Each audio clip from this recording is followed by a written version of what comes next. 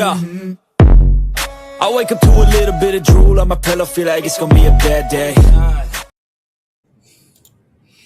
What up, peoples? How we doing tonight? This is the Off the Clock podcast, and I'm just a little bit early tonight.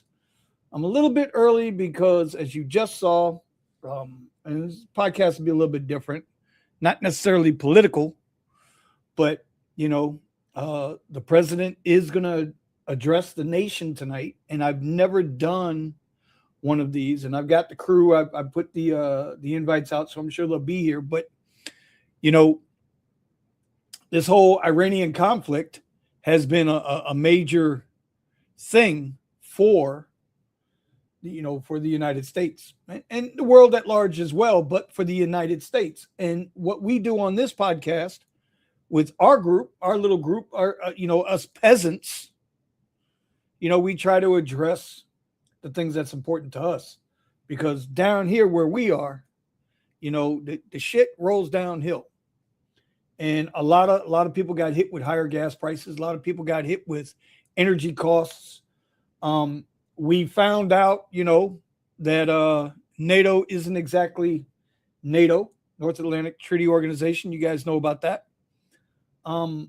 They did not have our backs in this conflict. We know that for 50 years, and I'm not justifying it, I'm just laying out what it is. For 50 years, Iran has been tearing up and threatening and bullying the world. Now, that's fine, except when they start going after Americans. And this isn't a red or blue thing. This is a red, white, and blue thing. And so hopefully my guys will be showing up soon. If not, we're going to go live and watch. We're set here going through the AP News. We're going to see what they're talking about and what he's talking about. And I'm praying, probably for different reasons that most people do, but I'm praying that they're going to wind this thing down, because most people don't understand what it is to be in that type of situation. So, hopefully this thing is over. They got it figured out. They know what they're going to do. Let me adjust that camera a little bit. Hopefully they know what they're going to do. We're going to listen to him. Now, y'all know Trump can talk, man. Trump can run his mouth. We know this. Whether it's good, bad, or indifferent. You know what I mean? So let's see how this is going to fly tonight. But I am going to wait on my peoples to get in here. So let's see who's with us already today. Accounting Tom, what's up, brother? Man, we're waiting on you, my big guy. We're waiting on you. Come on in. Mr. Gambit, what's happening? Remember, NATO partners have to talk before they start wars. That will start without talking to them. That's why everybody looked around like, what the? Well, here's the thing with that, Mr. Gambit. And you're welcome on the show, brother. You got the link. We can discuss it as we go here. But, 47 years they've been looking at NATO. 47 years. Iran's been a hub of terror across the globe. 47 years they have been suppressing their people. 47 years they've been beating the hell out of their women and their children. Within the last 6 months, they've murdered thousands of their own people. All right, let's see if we can. Guys, I need to know if you guys can hear this or not, because I have no idea if you guys can hear this or not.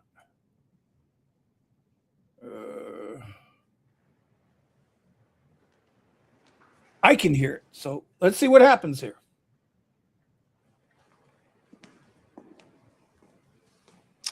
Thank you very much. My fellow Americans, good evening. Let me begin by congratulating the team at NASA and our brave astronauts on the successful launch of Artemis 2. I watched it. Was quite something. Phenomenal. It will be traveling further than any manned rocket has ever flown, and will very substantially pass the moon, go around it, and come back home from a distance that has never been done before. It's amazing. They are on the way, and God bless them. These are brave people. We want to God. Real quick, let me know in the chat if you guys can hear it. Astronauts. As we speak this evening, it's been just 1 month since the United States military began Operation Epic Fury, targeting the world's #1 state sponsor of terror, Iran. In these past 4 weeks, our armed forces have delivered swift, decisive, overwhelming victories on the battlefield. Victories like few people have ever seen before. Tonight, Iran's Navy is gone. Their Air Force is in ruins. Their leaders, most of them terrorist regime they led, are now dead. Their command and control of the Islamic Revolutionary Guard Corps is being decimated as we speak. Their ability to launch missiles and drones is dramatically curtailed, and their weapons, factories, and rocket launchers are being blown to pieces. Very few of them left. Never in the history of warfare has an enemy suffered such clear and devastating large-scale losses in a matter of weeks. Our enemies are losing in America, as it has been for 5 years under my presidency, is winning, and now winning bigger than ever before. Before discussing this current situation, I also want to thank our troops for the masterful job they did in taking the country of Venezuela in a matter of minutes. When I tell you Trump has a master plan, he has a master plan. Welcome to the pod, Driven Dad. Tony, it's been a minute, brother. We're just listening to what POTUS has got to tell everybody. I hope everybody can see or hear what's going on. Working along with Venezuela and are, in a true sense, joint venture partners. We're getting along incredibly well in the production and sale of massive amounts of oil and gas, the second largest reserves on Earth after the United States of America. We're now totally independent of the Middle East, and yet we are there to help. We don't have to be there. We don't need their oil. We don't need anything they have, but we're there to help our allies. Tonight, I want to provide an update on the tremendous progress our warriors have made in Iran and discuss why Operation Epic Fury is necessary. See, and this is what I never understood. We only get 2%, 1 or 2% of our oil technically comes from the Middle East. Campaign for president in 2015, I have vowed that I would never allow Iran to have a nuclear weapon. This fanatical regime has been chanting death to America, death to Israel for 47 years. Their proxies were behind the murder of 241 Americans in the Marine barracks bombing in Beirut, the slaughter of hundreds of our service members with roadside bombs. They were involved in the attack on the USS Cole, and they carried out the countless other heinous acts, including the just horrible, bloody atrocities of October 7th in Israel. Something that most people have never seen anything like it. This murderous regime also recently killed 45,000 of their own people who were protesting in Iran. 45,000 dead. For these terrorists to have nuclear weapons would be an intolerable threat.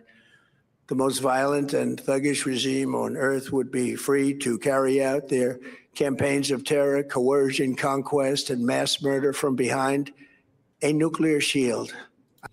Y'all need to check out the movie Sum of All Fears. Any of our past presidents.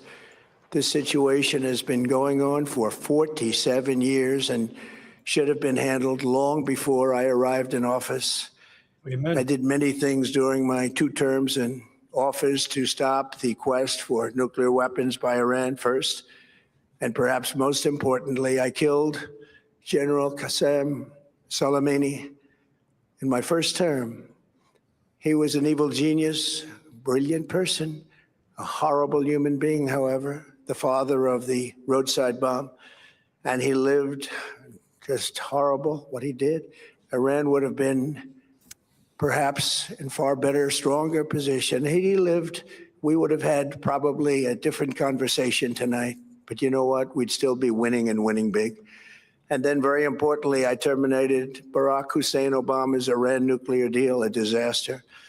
Obama gave them $1.7 billion in cash. I mean, I'm no Barack Obama fan, but he does beat him up a little much. I mean, he hits him over the head pretty good. The cash they had, he flew it by airplanes in an attempt to buy their respect and loyalty, but it didn't work. They laughed at our president and went on with their mission to have a nuclear bomb. His Iran deal would have led to a colossal arsenal of massive nuclear weapons for Iran, and they would have had them years ago, and they would have used them. Would have been a different world. There would have been no Middle East and no Israel right now, in my opinion, the opinion of a lot of great experts, had I not terminated that terrible deal. And I was so honored to do it. I was so proud to do it. It was so bad right from the beginning. Essentially, I did what no other president was willing to do. They made mistakes, and I am correcting them. My first preference was always the path of diplomacy, yet the regime continued their relentless quest for nuclear weapons and rejected every attempt at an agreement. For this reason, in June, I ordered a strike on Iran's key nuclear facilities, an Operation Midnight Hammer. Nobody's ever seen anything like it. Those beautiful B-2 bombers performed magnificently.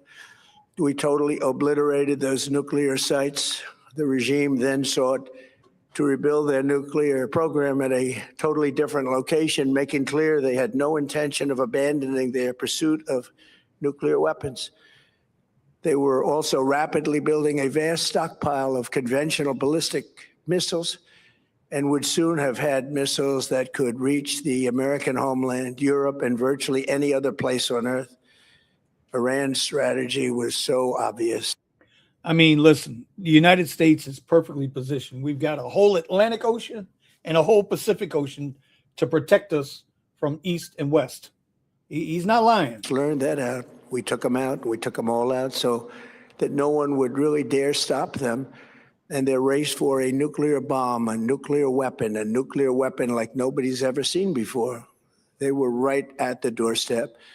For years, everyone has said that Iran cannot have nuclear weapons. But in the end, those are just words if you're not willing to take action when the time comes. As I stated in my announcement of Operation Epic Fury, our objectives are very simple and clear. We are systematically dismantling the regime's ability to threaten America or project power outside of their borders. That means eliminating Iran's Navy, which is now absolutely destroyed, hurting their Air Force and their missile program at levels never seen before, and annihilating their defense industrial base. We've done all of it. Their Navy is gone. Their Air Force is gone. Their missiles are just about used up or beaten. Taken together, these actions will cripple Iran military, crush their ability to support terrorist proxies, and deny them the ability to build a nuclear bomb. Our armed forces have been extraordinary. There's never been anything like it militarily. Everyone is talking about it, and tonight I'm pleased to say that the market these core strategic objectives are nearing completion. As we celebrate this progress, we think especially of the 13 American warriors who have laid down their lives in this fight to prevent our children from ever having to face a nuclear Iran. Twice this past month, I have traveled to Dover Air Force Base, and it's been something. I wanted to be with those heroes as they return to American soil, and I was with them and their families, their parents, their wives, their husbands. We salute them, and now we must honor them by completing the mission for which they gave their lives. And every single one of the people, their loved ones said, "Please, sir, please finish the job," every one of them. And we are going to finish the job, and we're going to finish it very fast. We're getting very close. I want to thank our allies in the Middle East, Israel, Saudi Arabia, Qatar, the UAE, Kuwait, and Bahrain. They've been great, and we will not let them get hurt or fail in any way, shape, or form. Many Americans have been concerned to see the recent rise in gasoline prices here at home. This short-term increase has been entirely the result of the Iranian regime launching deranged terror attacks against commercial oil tankers in neighboring countries that have nothing to do with the conflict. This is yet more proof that Iran can never be trusted with nuclear weapons. They will use them, and they will use them quickly. It would lead to decades of extortion, economic pain, and instability worse than we can ever imagine. The United States has never been better prepared economically to confront this threat. You all know that. We built the strongest economy in history. We're going through it right now, the strongest in history. In 1 year, we've taken a dead and crippled. Like, I hear you, Gambit, but the other part of being a president, a leader like this, is he has to, not only has he got to appease his base, but he's got to bring the temperature down. He's got to give the American people some type of hope. And a lot of times, by repeating or emphasizing on the things that we have accomplished, it helps to even it out a little bit. I'm not saying it's right. I'm just saying there's reasons. Known as the nuclear Iran, and they didn't know what was coming. They've never imagined it. Remember, because of our drill baby drill program, America has plenty of gas. We have so much gas.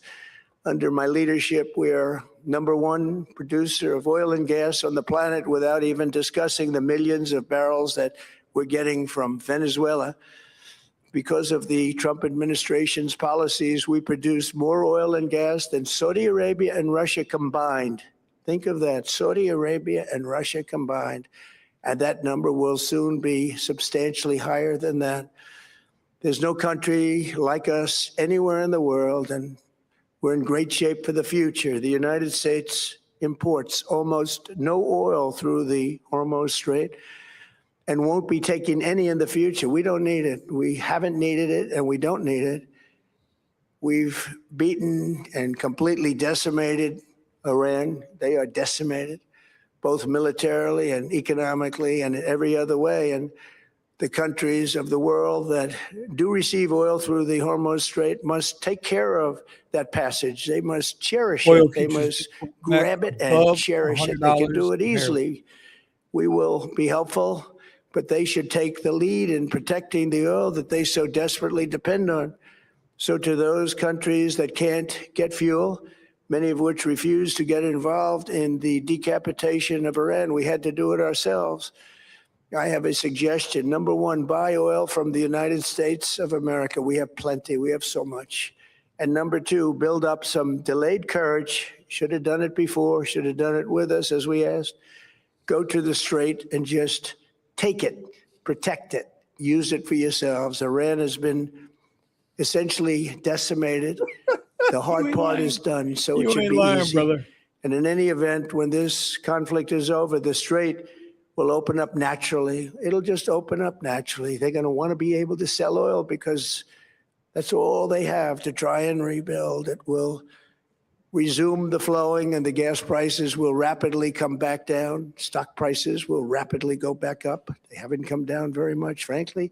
They came down a little bit, but they've had some very good days over the last couple of days. We've done actually much better than I thought, but we had to take that little journey to Iran to get rid of this horrible threat. With our historic tax cuts, where people are just now talking about receiving larger refunds than they ever thought possible, they are getting so much more money than they thought. That's from the great big beautiful bill.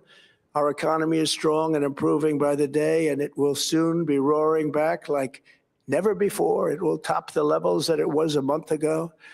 I've made clear from the beginning of Operation Epic Fury that we will continue until our objectives are fully achieved. Thanks to the progress we've made, I can say tonight that we are on track to complete all of America's military objectives shortly, very shortly. We're going to hit them extremely hard over the next 2 to 3 weeks. We're going to bring them back to the Stone Ages where they belong.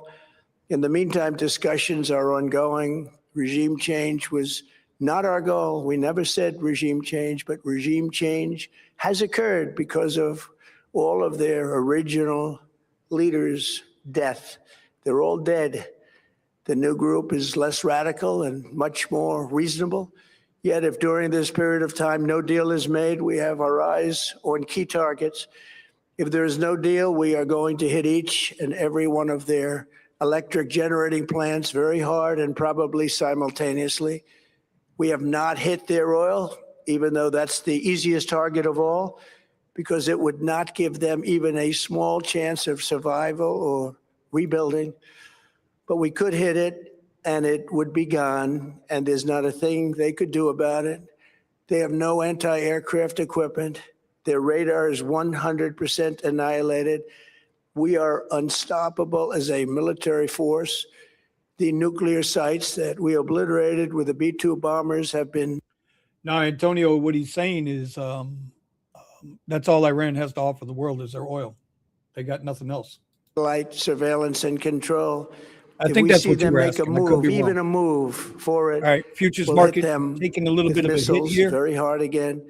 Down. We have all the cards. They have none. It's very important that we keep this conflict down about 150 points since the president American started talking. Involvement in oil is World War I lasted about $1 $3 a barrel since 7 months and 5 days. World War II lasted for 3 years, 8 months, and 25 days. The Korean War lasted for 3 years, 1 month, and 2 days. The Vietnam War lasted for 19 years, 5 months, and 29 days. Iraq went on for 8 years, 8 months, and 28 days. That is such we are in this military operation. Okay, I got to stop it for a second. That is the part right there. We've been at this 5 weeks with Iran. I'm going to get back to this in a second. 5 weeks with Iran. All I'm seeing down my Twitter feed and on these news channels is how, it should be over and we're already there 5 weeks. And blah, blah. Bro, Afghanistan was 20 fucking years. Think about that one. So powerful, so brilliant against one of the most powerful countries for 32 days. And the country has been eviscerated and essentially is really no longer a threat. They were the bully of the 100%. Middle East, but they're the bully no longer. This is a true investment in your children and your grandchildren's future. The whole world is watching and they can't leave the power, strength, and brilliance. They just can't believe what they're seeing. They leave it to your imagination, but they can't believe what they're seeing. The brilliance of the United States military. Tonight, every American can look forward to a day when we are finally free from the wickedness of Iranian aggression and the specter of nuclear blackmail. Because of the actions we have taken, we are on the cusp of ending Iran's sinister threat to America and the world. And I'll tell you, the world is watching. And when we do, when it's all over, the United States will be safer, stronger, more prosperous, and greater than it has ever been before. May God bless the men and women of the United States Armed Forces, and may God bless the United States of America. Thank you very much, and good night. Not bad, y'all. Not bad. That was 20 minutes. 20 minutes. I know, Mr. Gambit. Oh, I wish you 20 minutes, bro. He listen, that's got to be the shortest speech he's ever given. That's all I can say. But he brought up some damn good points in there to just from a political standpoint, right? When we look at, how can I say this? And Tony, you can chime in whenever you're ready, brother. But listen, 5 weeks. 5 weeks. We've lost 13 American soldiers in there, but 5 weeks we've been at this. Thousands of targets hit, destroyed. Their Navy destroyed. Air Force destroyed. 5 weeks. Every other conflict we have ever gotten into as a nation, whether it was right or wrong, from Vietnam, World War II, Grenada of all goddamn places, the Korean conflict, and the other part too is they keep calling this a war. This is not a war. They're going to repeat it. This is not a war. This is a conflict. There was no war declared. But they love to throw around those words, man. Those words just absolutely kill me when the words matter, especially in these types of times, and how it affects us. Like Gambit, I saw Gambit in there said, man, he's glad he's charging at 25 cents a kilowatt. To hell with gas prices. Man, listen, when this thing started, I watched gas go from, we were, I guess, down here, I don't know, we were around $2.30, $2.40 a gallon, sitting up over $4 a gallon. I feel bad for my brothers and sisters out there that got to pay for gas, man. I don't have to pay for gas. I'm just saying. I don't have to pay for gas. But a lot of people do. And if they're out there in the gig world, they're getting killed. Absolutely getting smashed. So I agree with you. So I don't know. Let me know what you guys thought. He kind of just gave an update on where we stand right now.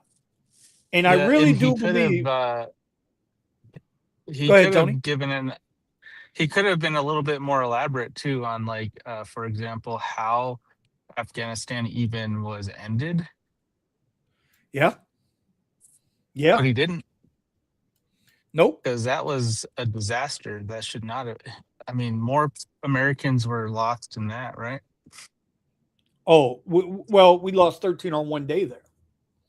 Remember when they were pulling out? Yeah, that's what I'm saying. 13 in one shot. Yeah. Suicide bomber, right? Suicide bomber. And just, people just. Not to mention all the innocent Afghanis that were taken out in that as well. Oh, without question. And the other part, Tony, when they were talking about, 17,000 Iranians that were protesting. Could you imagine? Look, follow me here, chat. Follow me here on this one. Go back to the summer of love, the George Floyd situation. It was a whole lot of burning going on, right, Tony? They were burning shit down all over the country, right? Yeah. But you know what wasn't happening? Absolutely. Trump was president when that happened. Wasn't Trump president? Still president then? First term? Yep. Did they stick the military and go start killing 17,000 protesters in the middle of the street? Nope. Everybody gets on ICE and this whole situation with ICE. But listen, ICE has had to defend themselves a couple of times, but it ain't 17,000 people getting killed and slaughtered for protesting. Tony, I tell you, bro, I mean it with all my heart. People have never been out of this country. Have never been other places. They have no idea how good they got it in this country, bro. Yeah. They got no idea. And I'm one of those people, and I could only imagine that I have an idea, but I know I don't really. It's one of those things. If you don't experience it, then you don't know. Well, and so if you know this, kind of lean on people that you might trust, or listen, bro, you got YouTube, dog. You can go on YouTube, you go look at any place and you can see. I think that's one of the problems, though, not like YouTube itself, but just the way that information is gathered these days. Like, I think that there's a lot of people that have misconceptions because of propaganda that's run on any side of the spectrum of any political leaning. Right. So it's hard to discern like the actual truth of the information. Although there's truth in it somewhere, it's been used on any of these sides. Podcasters, news anchors, fake news anchors, all of these people are using these truths as weapons to leverage against us for division. Bro, I put up a tweet today. I haven't been on Twitter much, and I might not be on Twitter as much anymore because I just switched over into a new phone, and for some reason Twitter don't want to let me log in. Although I'm logged in on the desktop. Anyway, that's another story. I just know there, Artemis 2 went up today, right? And bravo, shout out NASA. I'm not a big fan of NASA. I really don't think we ever landed on the moon. That's just me. I'm sure we did. I don't think we did. Anyway, the point is they finally got that rocket up. It's been so long coming. And Godspeed to those 4 in that capsule that are about to travel 250,000 miles, bro, away from the Earth. They're going to go wrap the moon and come back, right? And I think that is such an awesome thing that we're doing as humanity. But I'm sure there are some political people, and I'm sure there's some news agencies that got a problem with Artemis 2 going up in the air tonight. I just know they do. Some kind of way, it's Trump destroying democracy. Yeah. Well, anything that happens under the watch of Trump is going to be it doesn't politicized. make sense to me. I don't understand it. Like if Like he's you a could shitty look at president, these I can see same. it. You could look at a lot of the same policies that happened under his watch happened under Obama's. So it's like, It happens. why under was all it? of them. Yeah, why was it good under Obama but bad under Trump? Or Bro, why, Beirut, like Beirut, all those Marines that were killed in their barracks. Yemen, the Navy ship that got destroyed. We could just absolutely pick apart so many different instances under every president, both sides. Every president, listen, nobody's perfect. Yeah. And while, Trump is an entertainer first, dude. Like, you got to understand that's who he is. And I would rather, I don't know, Tony, how you feel about it, but I would rather have a guy be straight with me. Like, I know who he is. I know where he's coming from. And take him on that than somebody, under false pretense, false witness to me. I don't want that. That to me, what gets accomplished when they do that, there's what you see is what you get, even if you don't like what you get. Is better to at least know what's coming. At least you know where you stand. Gambit said it himself. I know Gambit's not a Trump guy, right? I don't know if he's a blue pill or red pill, and to me it doesn't matter. God bless, have your choice. But he said something here that was pretty honest, right? He's trying to explain it like Mr. Rogers, and he just put on a sweater. And can he just put on a sweater and say, "Boys and girls, it'll be all right"? That okay? I could deal with that too, but it's not Trump. Well, and even if he did, it wouldn't. There would be something wrong with it. Well, you know what I mean? I don't know. Well, with some people, yeah, of course. Yeah, that's what I'm saying. Like, there's always no matter if Trump did things Trump's way or somebody else's way, there's always going to be something wrong with it. Well, that's how they make their money, right? That's how the news media and everybody leverages. They got to create that drama. They got to create that discord. I don't for the life of me, I don't understand it. What nation, other than the Iranian regime right now, what nation outside of America is pissed off that America went in there and cleaned house? Because I see people all the time on the different outlets, right? I'm not much of I ain't gonna lie, Tony. I don't watch TV, bro. I don't watch TV. This is the most information I've gotten about what's going on in Iran. Oh Lord, that ain't good, bro. You're getting it from here. I mean, I know that we are in Iran only because oil prices went up or gas prices went up, but like I actively avoid the news because I can't do anything about any of that. And you know what it will do is stress me out. And, like I just have to have faith in our military to keep us safe, whether it's right or wrong where we're at.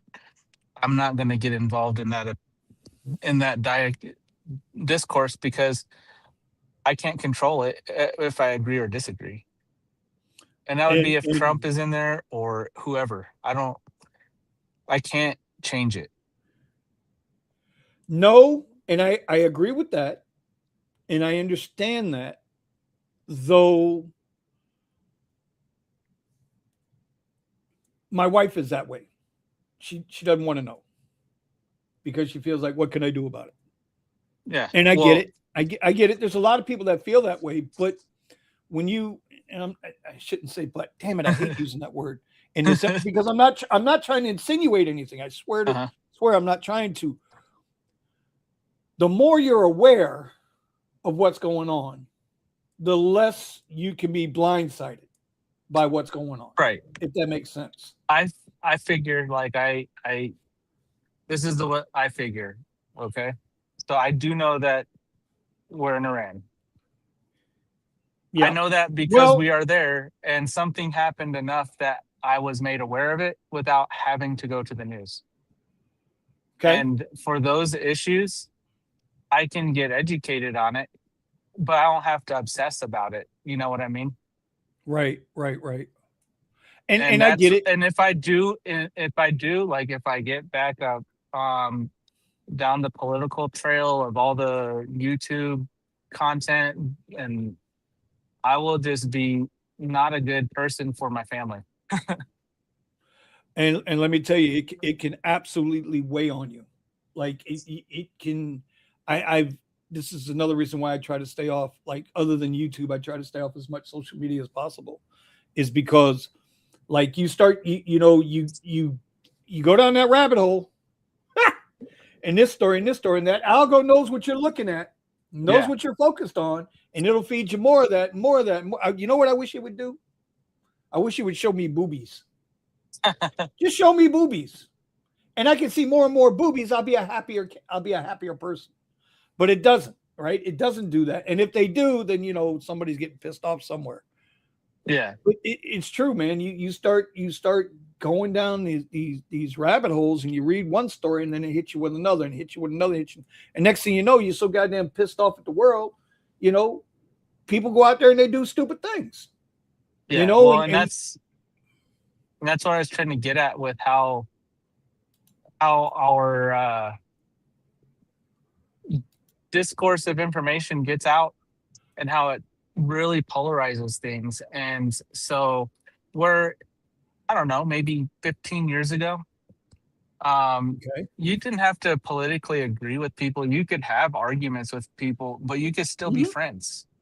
Oh, 100%. Now, if you have one, even if you're on the same side politically, like let's say you're on the right or you're on the left, if you have one different value than somebody else on the same side as you, then now you can't talk to them either. Like it's like what kind of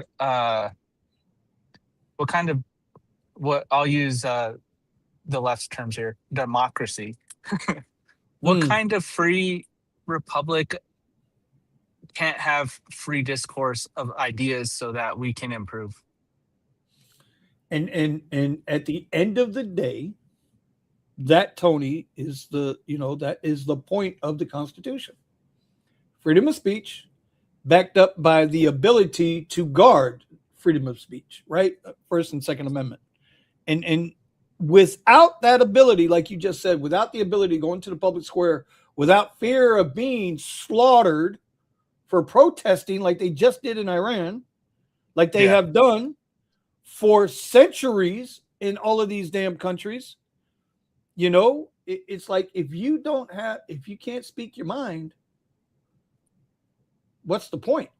You might as well be, as they say, a communist or dictatorship or this tyranny or that. You know what Trump didn't do tonight? You know what he hasn't done? I don't think a lot of people have noticed this. This whole Iran conflict situation, he never once mentioned the religious arm of this. He's never once mentioned anything about Islamic or Muslim idiots over there. Yeah. You know what I mean? It's the Iranian regime. That's what he says. He doesn't bring in other stuff into this topic. Right. Well, because there are other countries with the same religion that he listed as grateful for them being in the mix with us, Again, Mr. Gambit says, perfect words from the driven dad. We can't do a damn thing about it, out of our control. And I agree, it is.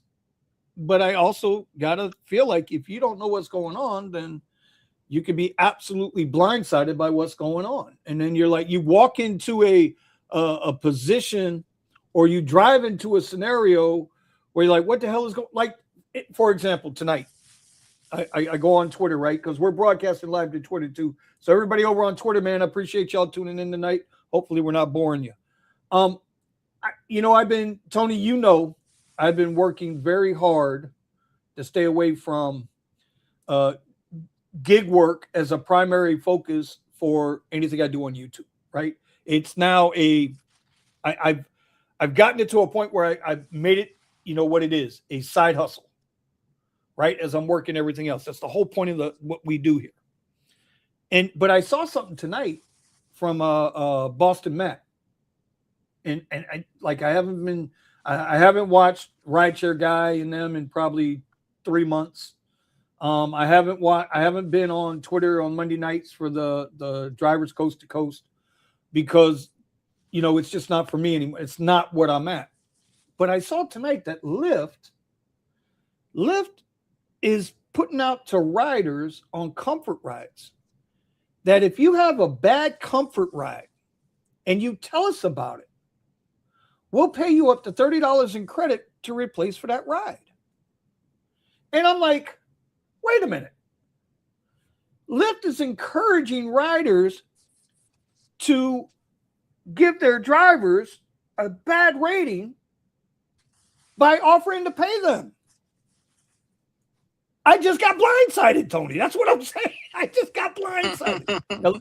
Now listen, I haven't driven for Lyft in 4 thanks months. for opening my eyes on that. I didn't know about that either. I mean, but that does sound like an incentive to get rid of drivers. Because they would rather have, they don't want the drivers on the extra comfort rides. And I know some of y'all are here for the POTUS thing, but you got to understand what we do on this podcast. We're peasants, man. We're the little peoples. Everybody in the chat, we are the little peoples, right? And so we feel it the most. We feel it the most. Like, as an example. And what's crazy there, Benny, you say that. And if you remember what you said earlier about we don't know what it's like other places because we haven't left here.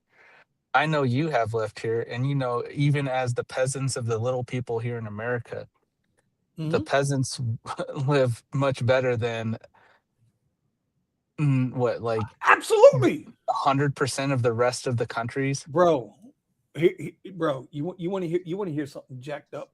I've always thought this.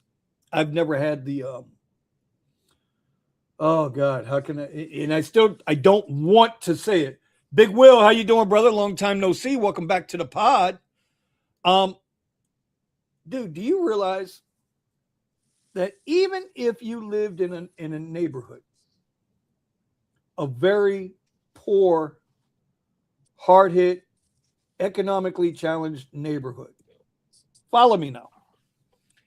Even if you lived in one of those types of neighborhoods, if you went and cleaned up around your house, picked up the trash, cut the grass, do you know it doesn't look that bad? And even though you're struggling, I know because I've been there, even though you're struggling, you can still make where you are presentable. I.e., you go through Detroit, right? And I was watching this thing about New York and how, Kathy Hochul's trying to get all the billionaires and millionaires, the taxpayers, back into New York City because they all said to hell with her and her policies, right? And she said, what did she say? Oh, we got to go down to Palm Beach and get them to come. Bro, they ain't coming back. They ain't coming back. And it's not the only problem out there. Well, listen, just like California is chasing away its money, Silicon Valley, big companies, right? The Tesla left. There's Valero's leaving. You start talking about these massive billion-dollar corporations that are leaving, right? But nobody's paying attention to that Wall Street is leaving New York City. Wall Street is leaving New York City. One hedge fund, one trading desk at a time. Between Texas and Florida, that's where Wall Street's going. Bro, could you imagine the dystopia that New York City would become without Wall Street? Just Wall Street. That money, if it leaves, what does New York have to offer anybody? It's going to Well, have nothing. and I'm not going to glorify this at all. But let's just say if we weren't as advanced of a civilization as we are right now, and there are these forest fires going on. It's a natural process of the Right. forest. But forest fires done naturally, not caused by stupidity. They do something good for the forest. It helps it to come back Absolutely. even stronger. So maybe Yes. that's what's going to happen to New York and California. Well, I mean, perhaps. Sorry, I was just checking out something. I mean, it could be. It could be, right? Eventually, they're going to run out of everything in nature money. is cyclical. Yeah. Eventually, it's going to run out of money. All the money's going to leave, like they are leaving. And then when it's back to ground zero, something's going to happen to cause a economic opportunity. Mm-hmm. But however long that will take to happen, I don't know. But well, it's like in Florida, man. Everybody thinks Florida's this red state. It's red now, but for the most part, Florida is a purple state, right? If you look at and Dade County, which went red in the last election, just went blue again. You know what? I think if this mail-in ballot crap is to go away and these crazy weird electronic counting machines. You heard that got signed. Executive order went through today, right? Yeah, I saw that little blip on the news because my Secretary of State was like, "This is unconstitutional," whatever she said. Well, and anyways, but my point is, Colorado, I think, is more purple, like it used to be a swing state. I think it would still be a swing state if it weren't interfered with voter fraud. Well, I mean, that's a real thing, right? The voter fraud. We know for a fact that they have, and when I say they, I mean the government has allowed, the government as a whole, not one side or the other. Because I personally, I believe Congress is a uniparty. Right? I think they there's a minority of Congress that's nothing done. Yeah, I would say there's a minority of Congress that is not a uniparty, but they will eventually become it. You are what you become. You become what you are around. Yes. So there might be people that go in with good intentions and they are good at first, but they can't hold strong because that's a beast. So that's like entering freaking hell and saying, "Oh, I'll make it out of hell." So William says we are supposed to be the richest country on earth, but how the country is run and how people in masses just act like third world peasants, there should be no homelessness. Everyone, I agree. William, you're not wrong. But when you have states like California, $200 billion in fraud, wasted money to homeless, bro. I forget what the number is, dude. For the amount of homeless that California has, they've allocated like $100,000+ per homeless person. You tell me how the hell they're still homeless in California if they've allocated over $100,000 per homeless person. I don't know. Explain it to me like I'm a fucking third grader. Right? Minnesota. All that goddamn money. Fraud. As soon as I get out of this restaurant, I want to comment on that homeless thing. Yeah, oh, that's fine. And the money that is wasted between both sides of the house, both sides of the aisle, both in the Congress and the House of Representatives. Have you looked at some of these representatives that have been elected to office? They can't even speak the damn language. And that's a whole nother ballgame. But William, I hear you. And I would think that most Americans, all the polls have said it. They want Save the America Act. They want voter ID laws. They want 80+% of this nation, both Republican and Democrat, want voter ID laws because So they on the homeless understand. thing, Vinny, on the homeless thing, Yes, sir. that's not as easy as a solution as, oh, we're rich, nobody should be homeless.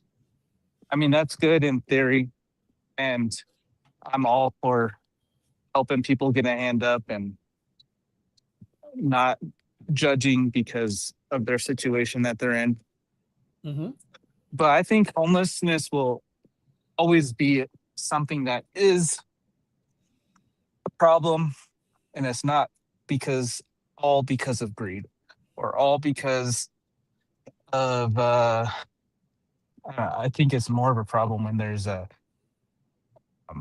government that claims that it's your god. But that being said, I wish that money could fix homelessness, but I don't think it's just money that's the problem there.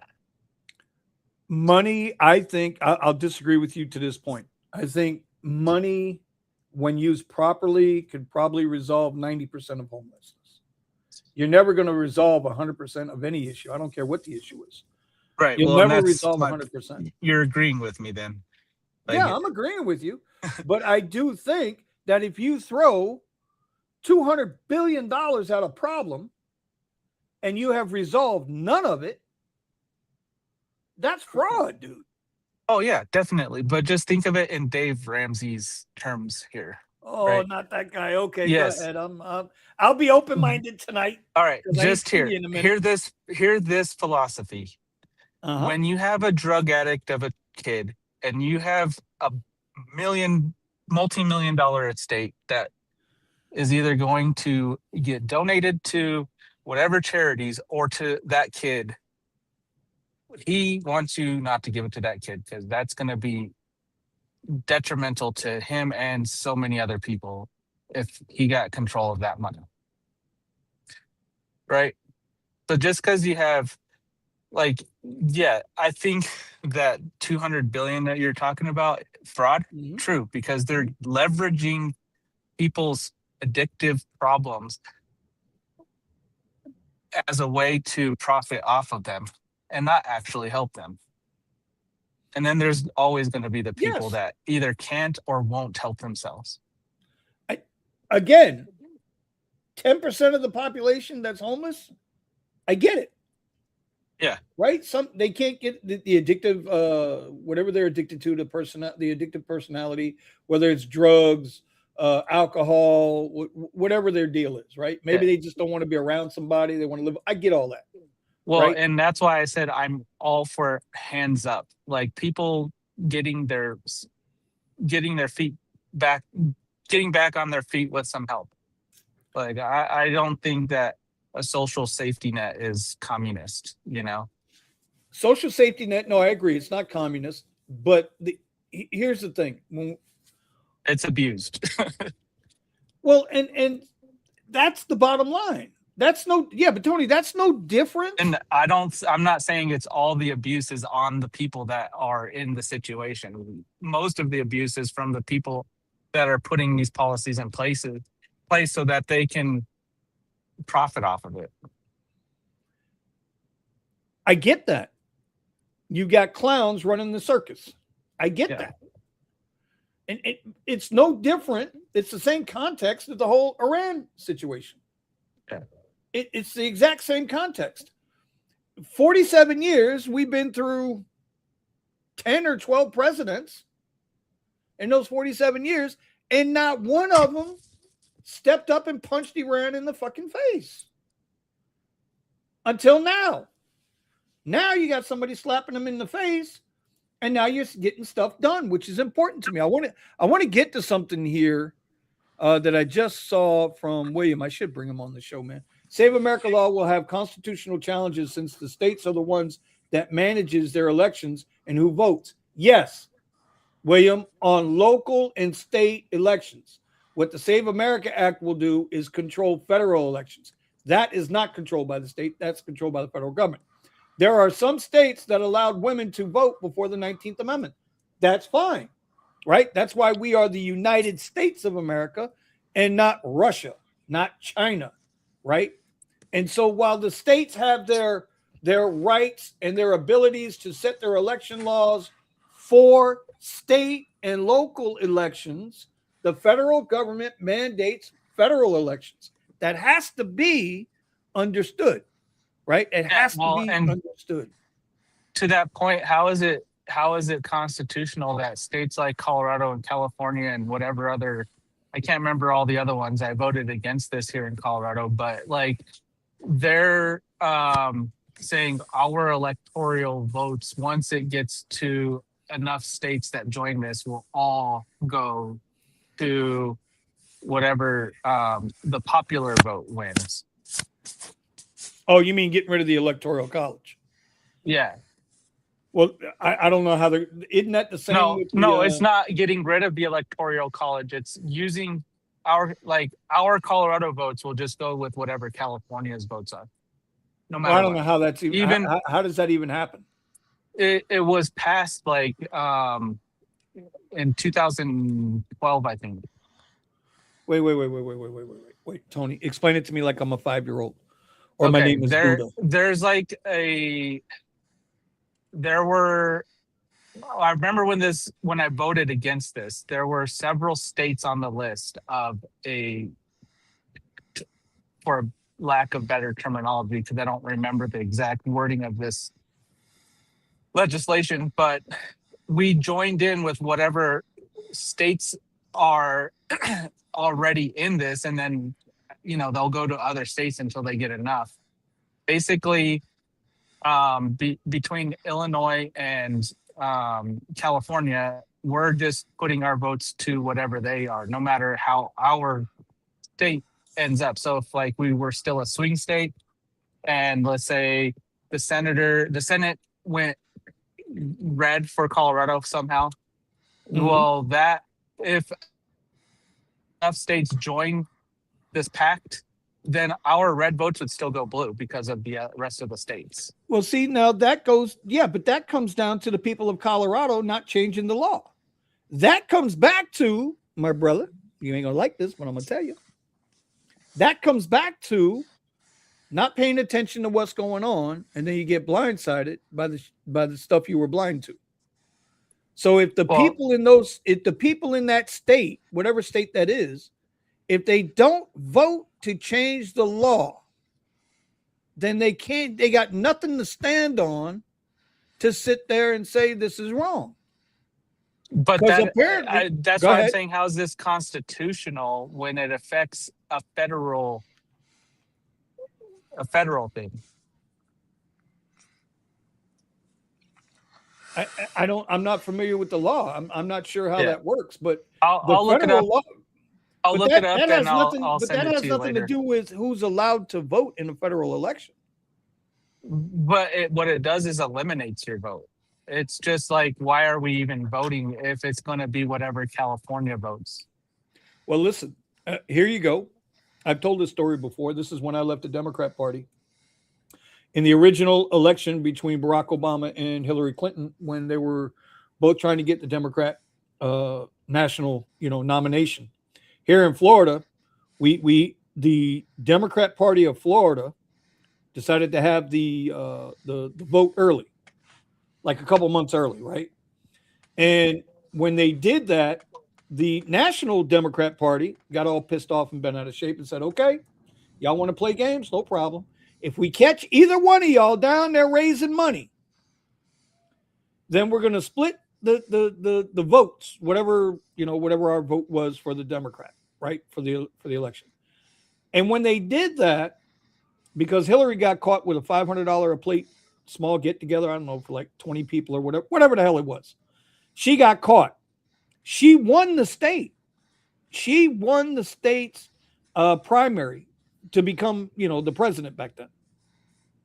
But because she violated whatever the in-house rule was, they took all of our votes here and took them away. Our vote.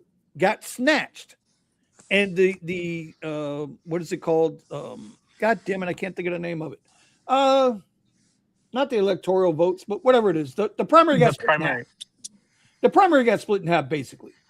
So every Democrat that voted in the state for Hillary Clinton, and I was one of them, okay, my vote didn't count. My vote was taken from me. Democrat Party. Is why I belong to no party now. I gave up on. I left the Republican Party after the Trump-Biden election, because the fraud in Atlanta, the fraud in Michigan, the fraud in Wisconsin, the fraud in Nevada and Arizona was so blatant. Like, who just goes up and starts putting up whiteboards to block everybody from being able to see the vote counts? That's part of the damn voting process, is to have observers. This is why I don't belong to either one of these. I know Antonio thinks I'm a Republican. I'm not a Republican. Well, I have to and I change want to my be, and I don't want to be a registration. Republican. I don't want to be a have to Republican. change my I don't want to be a Democrat. Colorado didn't always have it where you could vote in one or the other primary unless you were affiliated with them, and they changed that. So I do need to be unaffiliated. I don't have any I don't have any political affiliation in that respect, but I do lean conservative, and that could be from my military time. That could be because, and most people know I was 20 years Union, right? And so I was on the inside, and I got to see the dirt. And when that's the other part of it. When you get on the inside, like you said earlier, Tony, somebody gets elected to Congress, they go in spitting, vinegar, man. They're ready to go. They're going to change the world, man. Eventually, the beast changes them. The beast changes them, dude. How is Nancy Pelosi not in jail? How is she not in jail? She is in the history of mankind, she is the most prolific and accurate stock trader anybody's ever seen. How is she not in jail? All the Epstein people I saw earlier, I'm trying to remember who it was. I think it was Wayne. I don't know. Somebody earlier was talking about the Epstein files. How are they not in jail? How is it that TSA people, up until a couple of days ago, were going out without pay, and yet congressmen and senators were still getting paid? What fucking clown show are we living in? Yeah. Aren't they supposed to be the servants of the people? Well, there again, there you go. So if 80% of the populace in America says, listen, we want voter ID laws and be done with it, what's the holdup? Right. Well, and if that's not possible, then why do you have to have ID to get food Buddha, stamps you got a driver's Medicaid? license? Buddha, you got a driver's license? Yeah, why do you need an ID driver's license, drive? bro? Steven, you got a driver's license? What happens if you get pulled over and you don't have a driver's license? Don't. What happens if they what? What happens if you get pulled over and you don't have a driver's license? They cite you for not having a driver's license? They can also arrest you and take you to jail.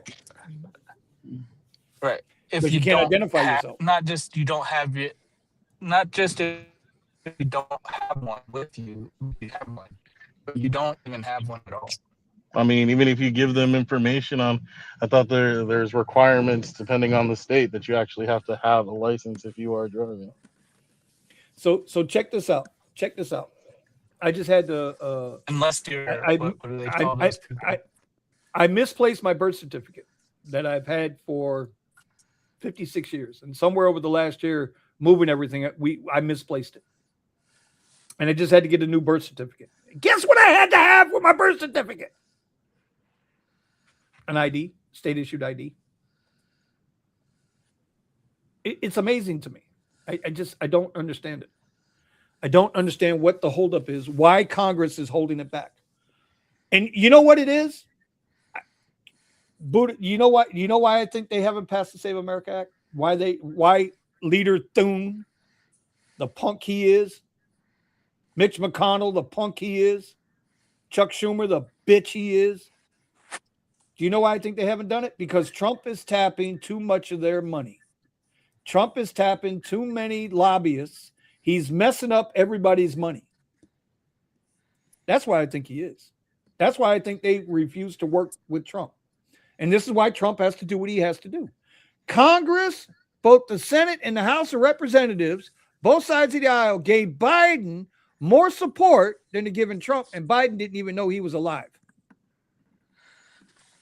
Because nobody's money was getting messed up, bro. Nobody's money was getting messed up.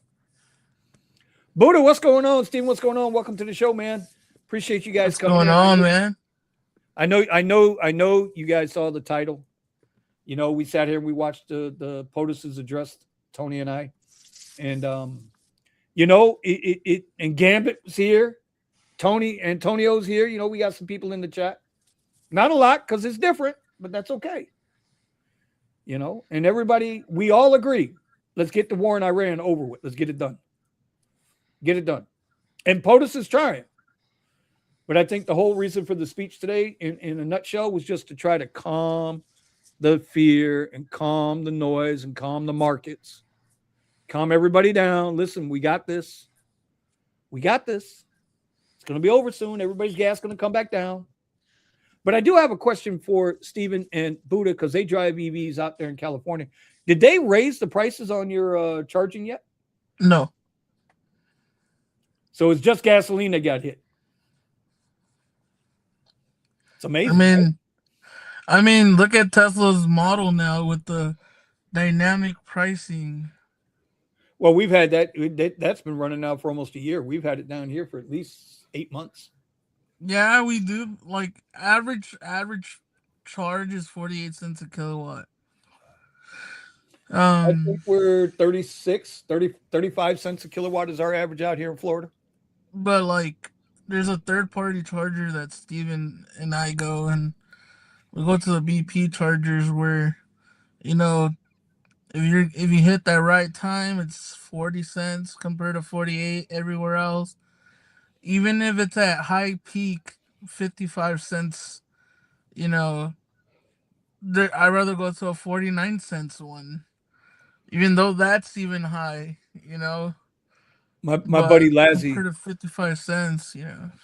My buddy Lazzy, when so you know, because I drive most of the time, I drive during the day, so you know I'm charging, I guess, at higher peak times, and with the dynamic pricing, you know, they made it to where okay, people like me that charge at say anywhere from 8 o'clock in the morning to say 8 o'clock at night, okay, when we charge, you know, instead of me getting hit with 39 or 42 cents a kilowatt, depends on how many people are at the chargers.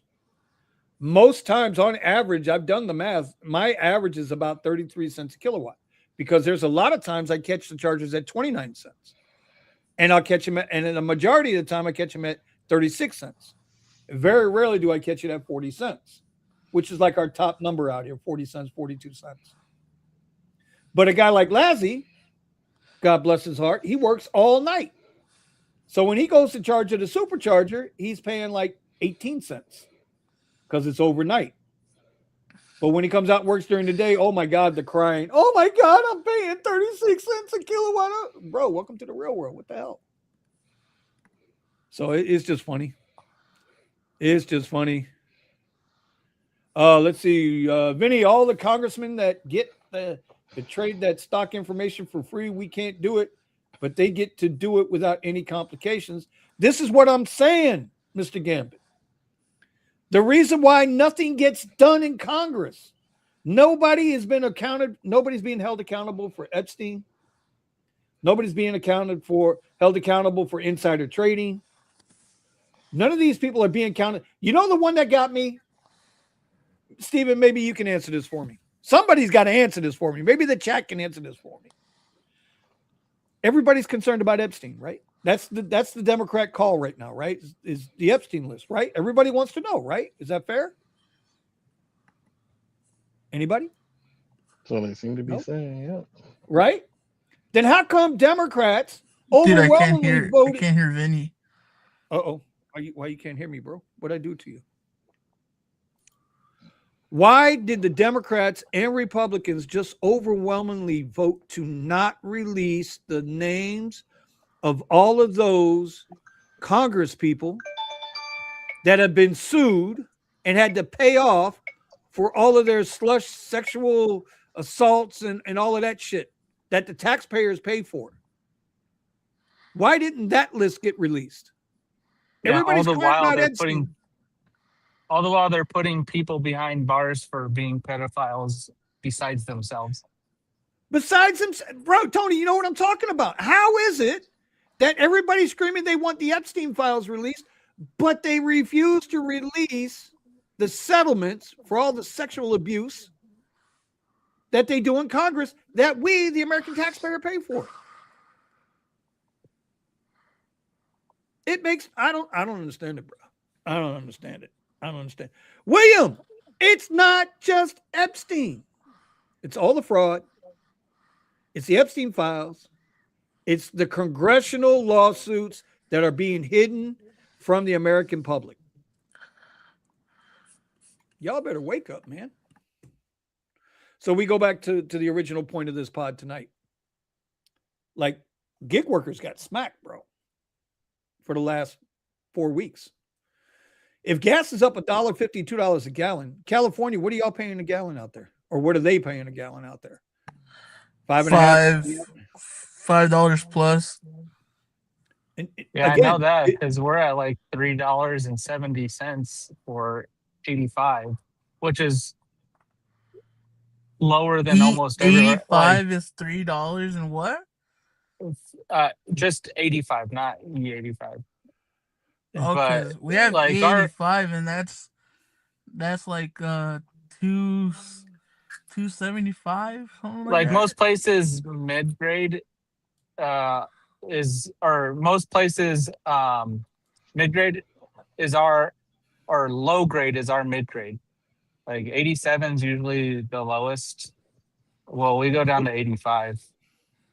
Our regular that's is 560, 596, 570, 610, 586. But remember too, some of these fucking clowns at these gas stations put their prices high just to get attention and all of that, bro.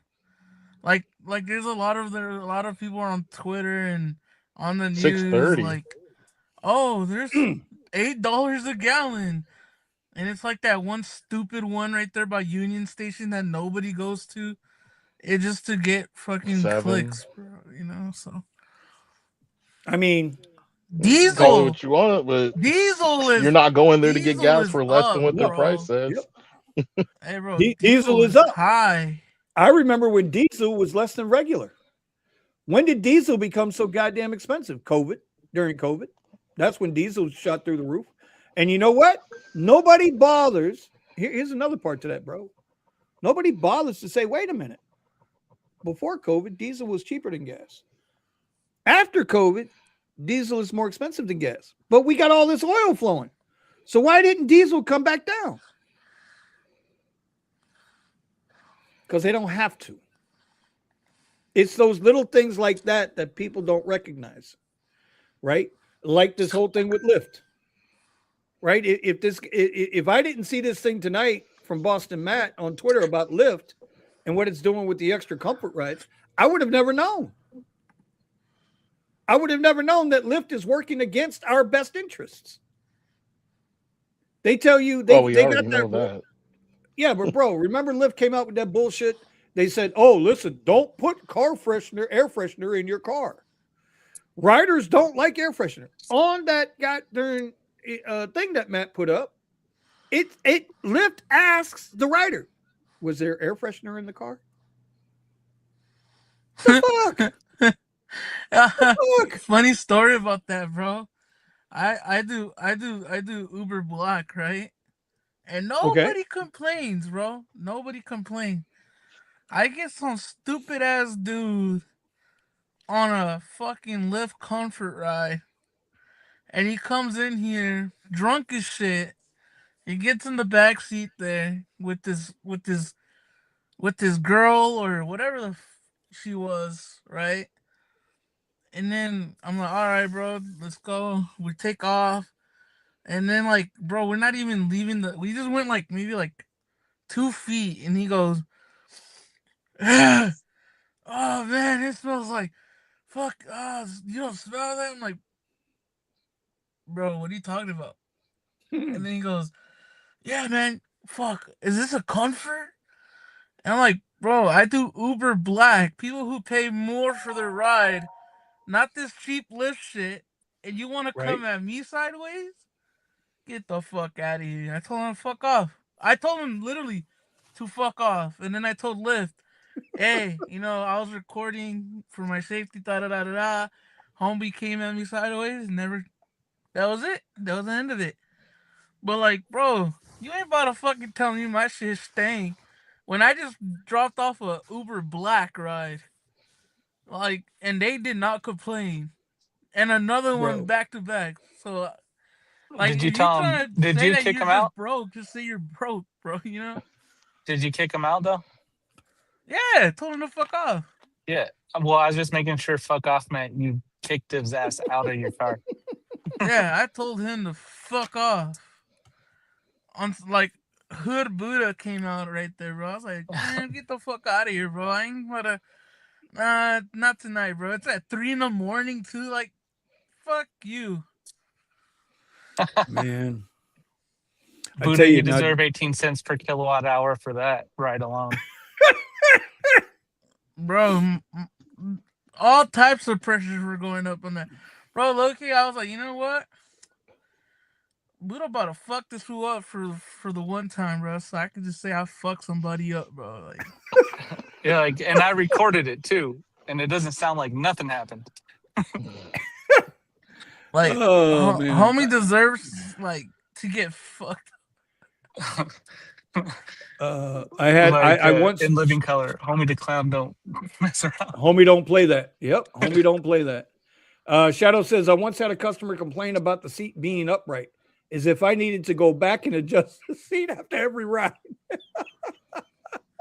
Like for the Teslas, I don't know if Steven's Model 3 does it, but you know how they could recline the back seats? Yeah, you can recline the Ys. Yeah. So a lot of people have the seats reclined.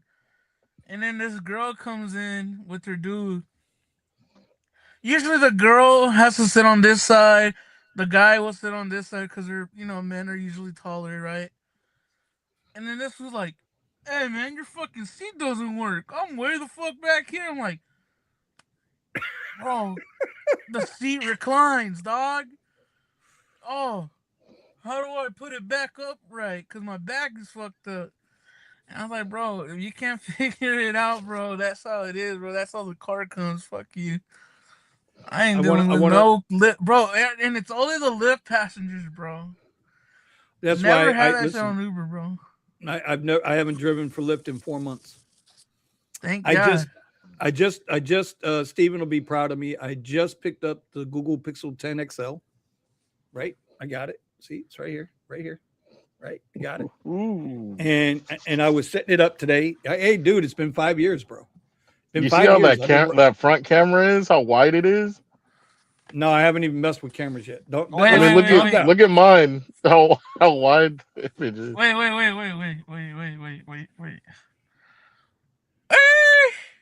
Oh, look at him. Okay, all right. So we're the Google gang now, huh? We're the Google gang. Is that what it is, 10 Tony? Pro XL, my boy. Hold on, let me check. I don't know what the difference is. Okay, fuck you. Okay, Steven. Oh my God, we just now we just became an Amazon ad. Okay, no problem. Oh, I didn't get the right. That's just why your ass just got canceled on, bro. That's okay. I'll get another one. You flexed the fold. Anyway. Now I forgot where I was going with these guys. Oh, so here we go. So William says oil went back up. Yep, it went back up during the speech. Markets are not believing the jawboning. Bro, let me tell you something. William, I know you don't. You're probably sleeping when I'm up in the morning. Tuesdays and Thursdays, I'm live. I'll be live tomorrow morning, right here on this channel. I've been doing it now for 2 weeks. Tuesdays and Thursdays, I come in here and I trade the morning open on the NASDAQ. Okay. And I haven't been trading much because the markets are full of shit right now. There's so much indecision in the market. And there are some people that are making hundreds of thousands of dollars trading this market. But you know what else is going on? A lot of retailers are getting their asses chewed up. A lot of 401ks are swinging up high, swinging down. The markets are undecided. There's too much uncertainty. There's just too much uncertainty. There's no way. There's no reason why oil should have went up tonight during the speech. None. Zero. Vinny. Yes, sir. Is it true? I'm scrolling through Twitter right now, and okay, bro, Trump just said that he's gonna blast Iran into the Stone Ages. Yeah, that's what he's been doing. That's what he's been doing. Like, that's what the military has been doing in Iran. They have been sending them back to the Stone Age. If they don't come to their senses and open up the Strait of Hormuz, he has said it. He said it again tonight. He's going to start taking out their power plants. So let me ask you guys a question in the chat, because I know some of y'all probably never even heard this. Didn't even probably know this was said by that darling little sweetheart from what the fuck part of? From the Bronx, New York, that New Yorker AOC. Know what I mean? After the last shutdown, y'all realize the government is still in a partial little shutdown, right? Y'all do realize we're still in a partial shutdown. TSA is still not getting paid. Even though ICE is funded for the next 2 years, these dumbasses can't figure out that no matter what you do, ICE is paid. Now you're just hurting everybody else. But you know what everybody forgot? After the previous shutdown, AOC was caught talking to CNN. Next time, and they were talking about this shutdown, next time we go into it, when we shut it down, we're going to hurt Americans more. That's your representatives. She said that live and in person. It's all over the internet, but everybody seemed to forget that point. Bro, they purposely hurt you just to get their way. Spoiled little brat that she is. She's another one. She came into Congress like Ilhan Omar, minus in her bank account. Now AOC is worth like $6-7 million on $170,000 a year salary. How's that possible? Yeah, they all do it. Where's her dress again for the rich people? Yeah, tax the rich. What was that? At the Met Gala, event? Tax the rich. That thing. You know what I'm saying? Are they inviting us to the Met Gala? Hell no. Hell no. Antonio says they're getting midterms money. That's what it is, bro. It's all political. It's all political. And who pays the cost? We do.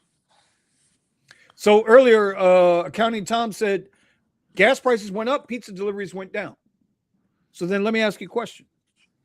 Have you guys noticed a fall off in your rides? Is your money drying up out there during this conflict? Now, Buddha, I know you're out there on Uber Black. Are you still hitting it hard? Are you still about even to where you were before the conflict started? I mean, I've been taking it really, really easy because I'm trying to focus on other things and just rideshare, dude. You know? Yes, sir. But preach. You know, Speak Uber on it. Black. I don't know why, but after a while, you would get rematches out. No more rematching out of the airport. It all depends too, man. I mean, the rides haven't gone down, but at certain points, they feel like you ain't getting jack shit. You know? Even tell Steven, he could tell you that some of the rides on Uber with the supplement don't come out really good anyways, too. It just doesn't make sense sometimes, but, you know? What say you, Stephen? I think I have. There's a few different directions that stuff is coming from for me. First off, they've changed a lot with LAX in preparation for whatever, and they've got a lot of construction going on. So some of the places that I used to frequent in order to get rides, because I can't with my commercial operate inside of the lot. I can't go to the airport lot and pick up, and I can't benefit from slingshots, right? Getting rides coming straight out of Okay. the airport after I drop off. So I'm banking on the individuals that are coming from car rental places or just walked outside the airport because they didn't want to pay the cost from inside the airport grounds. And I am still seeing a bunch of rides, but I'm not seeing the ones I tend to take, which are super long rides coming from the airport. Saw one today, but didn't match. It was a $220 ride coming out of the airport. Mhm. And I do. So I don't know if that's just because of the airport there, or if it's also a slowdown. And I definitely think. I mean, this week, a lot of people are getting ready for holidays, spiritual, holidays. So Right. it's Good like Friday, I feel like Easter, things have right? slowed down because of all that. What was the other thing I was thinking? I mean, but I think fuel costs have also made it where some people just are not able to be on the road. So it's kind of a mix where I feel like there's more requests out there. Oh, look at that, a tip. Anyway, um, where there is more rides out there, but the types that I would tend to take, Steven, and that's what she said. yeah, so yeah, what's it called? It seems like Hmm. the rides that I would tend to take, it seems like they're not coming in as often, but I think it's just because this week and is a little bit awkward. But the weeks previous to this, I've been doing well. So like yeah, so I'm getting a bunch of stuff that I just won't take. So I A kind of bunch of feel like it's shorties. been I kind of feel like it's been even, dude. Shadow says here he's noticed an uptick on double XLs down here in South Florida, but it's the cruise ships. The cruise ships make a big difference. Um, I kind of feel like it's been even, right? But I know, like this week, it's been trailing off a little bit. I'm This week making a has lot trailed off, less this week than my previous weeks. But again, there's right? so much going on this week. So, Amazon just It's had their like big spring weekend sale too over the weekend, so people spent their money over there. then plus too, like when I look back at when they made the 3K back to What's back, good, Steve? you know, when I make Steve was 3K sent me a back to link. back and then another 2,800 and then 2,500, you know, those were times when like we had like Lady Gaga for like 3 4 days here. I was out there, having events all the time. Uh, just everything was so good, and then I feel like that fall off with the Iran war shit kind of dipped down. The whole thing just went to shit right there.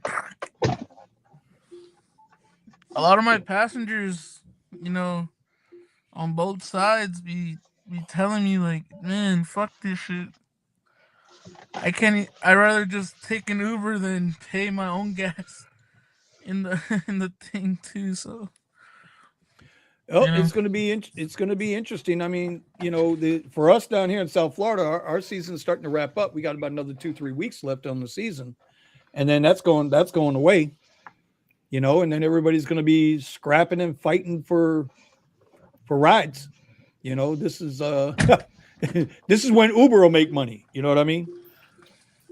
But yo, if you I'll got be to right drive back. a okie doke, but if you got to drive a gas car, man, you need these gas prices to come down.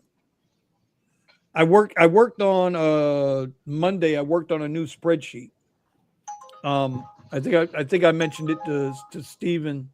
I haven't mentioned. I got to run it by Thomas and get his seal of approval on the spreadsheet because he's the math guy. But I Oh, yeah. created a new simple spreadsheet, and if I get the approval, we'll make it available to everybody, so you can really see what you're spending how much you're spending and how much you're making profit wise. I did one of these spreadsheets like 3 years ago when I first got to Tesla, but it was extremely complicated. This is a much simpler, and look, I ain't gonna lie, I had Gemini help me, Gemini boy, y'all better get on the program. Yeah, y'all better get on the program. County Tom, what's going on? Darker than the shadow on Sonic. Yes, What sir. the fuck? Darker than the shadow. Steven, you see this?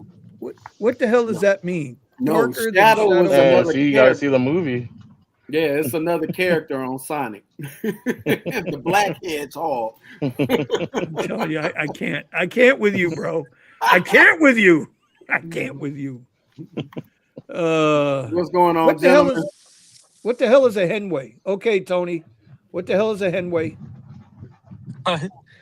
I'm sorry. I can't read that. It says, never been attacked by a henway in my life. That's your buddy Steve. What's up, Steve? Okay. Anyway. What's going on, Thomas? How are you tonight, bro?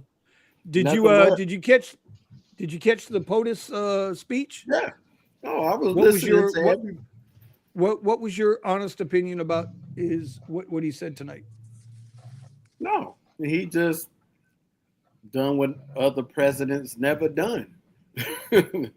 And he's taking the reins and he putting it up their ass. It's like most presidents let stuff fly by night. They benefit from it. Nobody said a word. Say it again for the people in the back. Yeah, so I mean, there's a lot of stuff that happened that other presidents benefit from, and no one said a word. And I can think of the Contra War in Central America and Panama, for one. But this is the thing I was listening to when the Driven Dad was like, well, what happened if we wasn't so advanced like we are now? We lived that. We were primitive at one point. That's why you saw the stuff that you saw.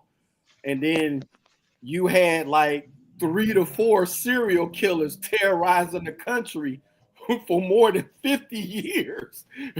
Yeah. Because you had the Green River Killer. They didn't catch him till he got in his 80s. And that's because he was doing Ancestry.com. That's the only way they caught him. No. Yes. That dude had like almost over 40 bodies, and they've been looking for him for almost 50 years. And they just caught him in 2018. He only been caught for 9 years. I think that's where people I think that's where they missed the point of our podcast, the revamp of the podcast. And I hate to compare what we're doing to what Trump is doing, but in a roundabout way, we're doing the same thing.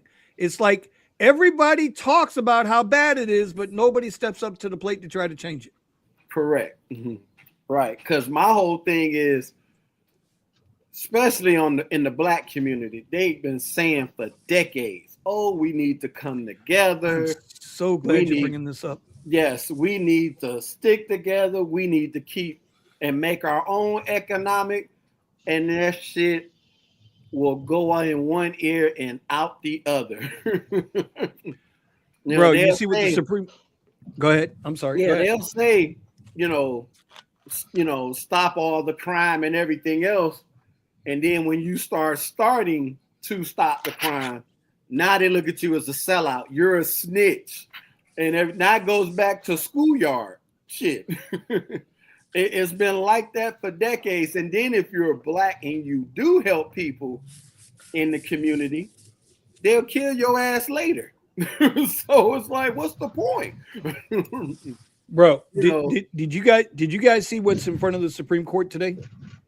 No. So today's hot topic in front of the Supreme Court is birthright citizenship. Okay, yeah. All with the premise, and what Trump is saying is that the 14th Amendment, which Democrats never ratified. I got to put that out there. Mm-hmm.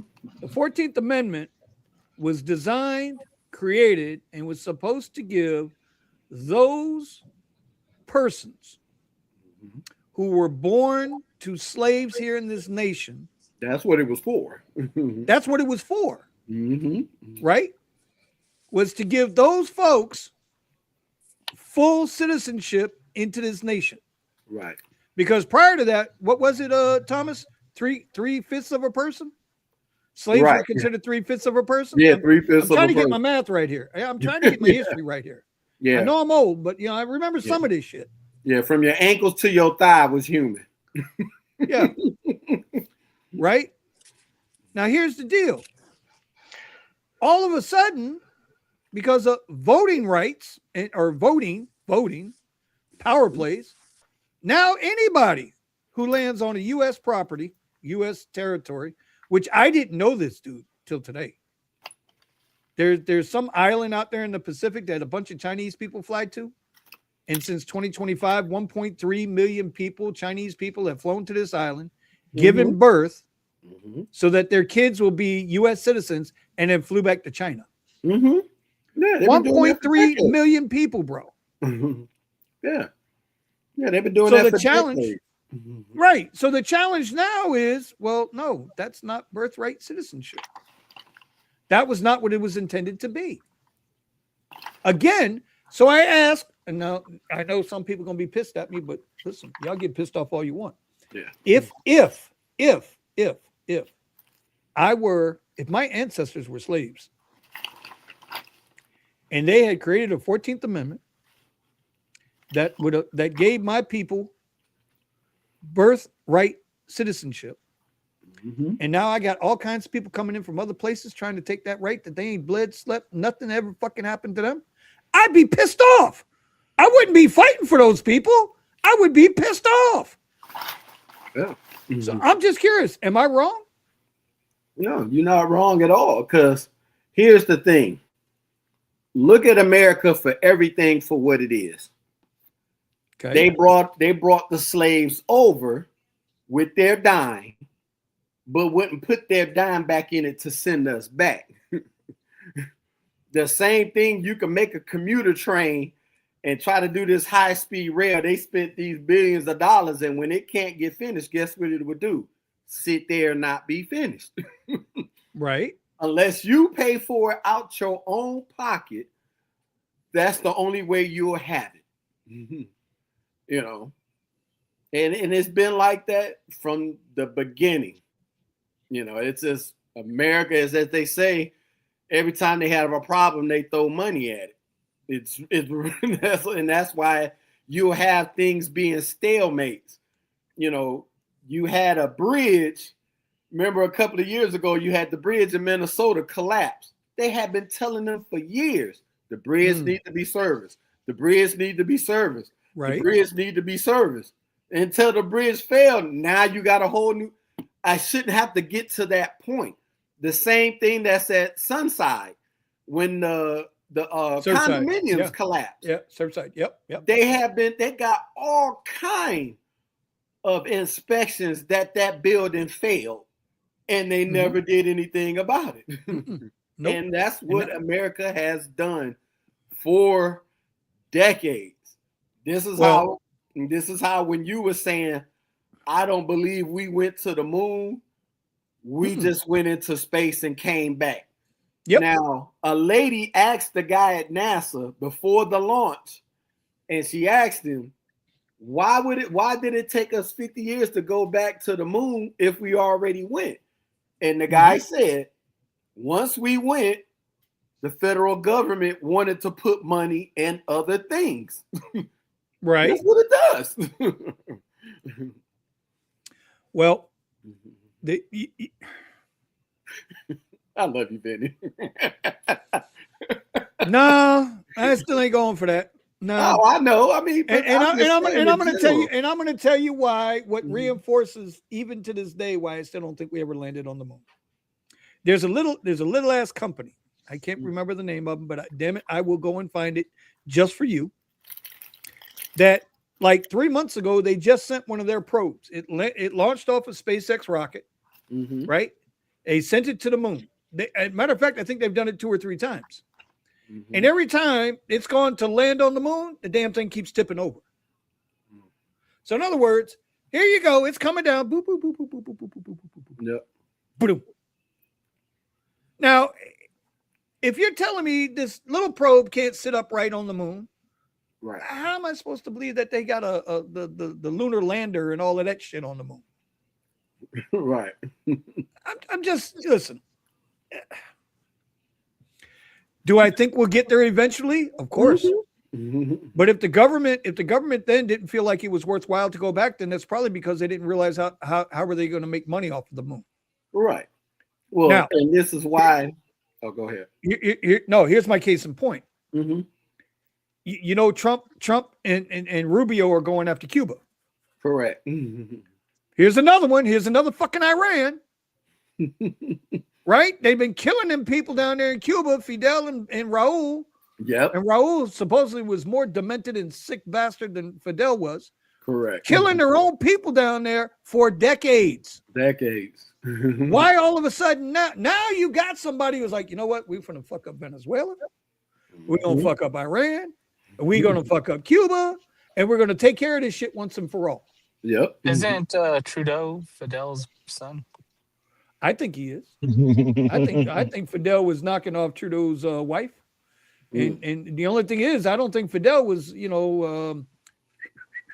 but I think Trudeau Jr. there, that's a little sugary tank there, boy. There's something wrong with that dude. Nothing wrong with it. There's nothing wrong with it. There's nothing wrong with it. But if you're going to be who you are. Right. Announce it to the world. Be who you are. If you're a straight male, be a straight male. If you're a gay male, be a gay male. What the fuck? Who cares? But don't hide it. And don't act tough, because I mean they done pulled his card a few times, bro.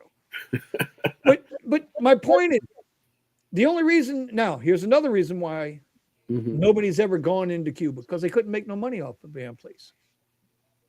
Trump ain't going in there to make money off the place, although he'll probably have a hotel. You know, the mob did. The mob made tons of money before Fidel went in there. Yeah, the mob made a shit ton of money. Paradise, bro. Cuba was a paradise. That was. And when you go down to Miami, certain parts of Miami, Pascal, welcome to the show, Pascal. Yep.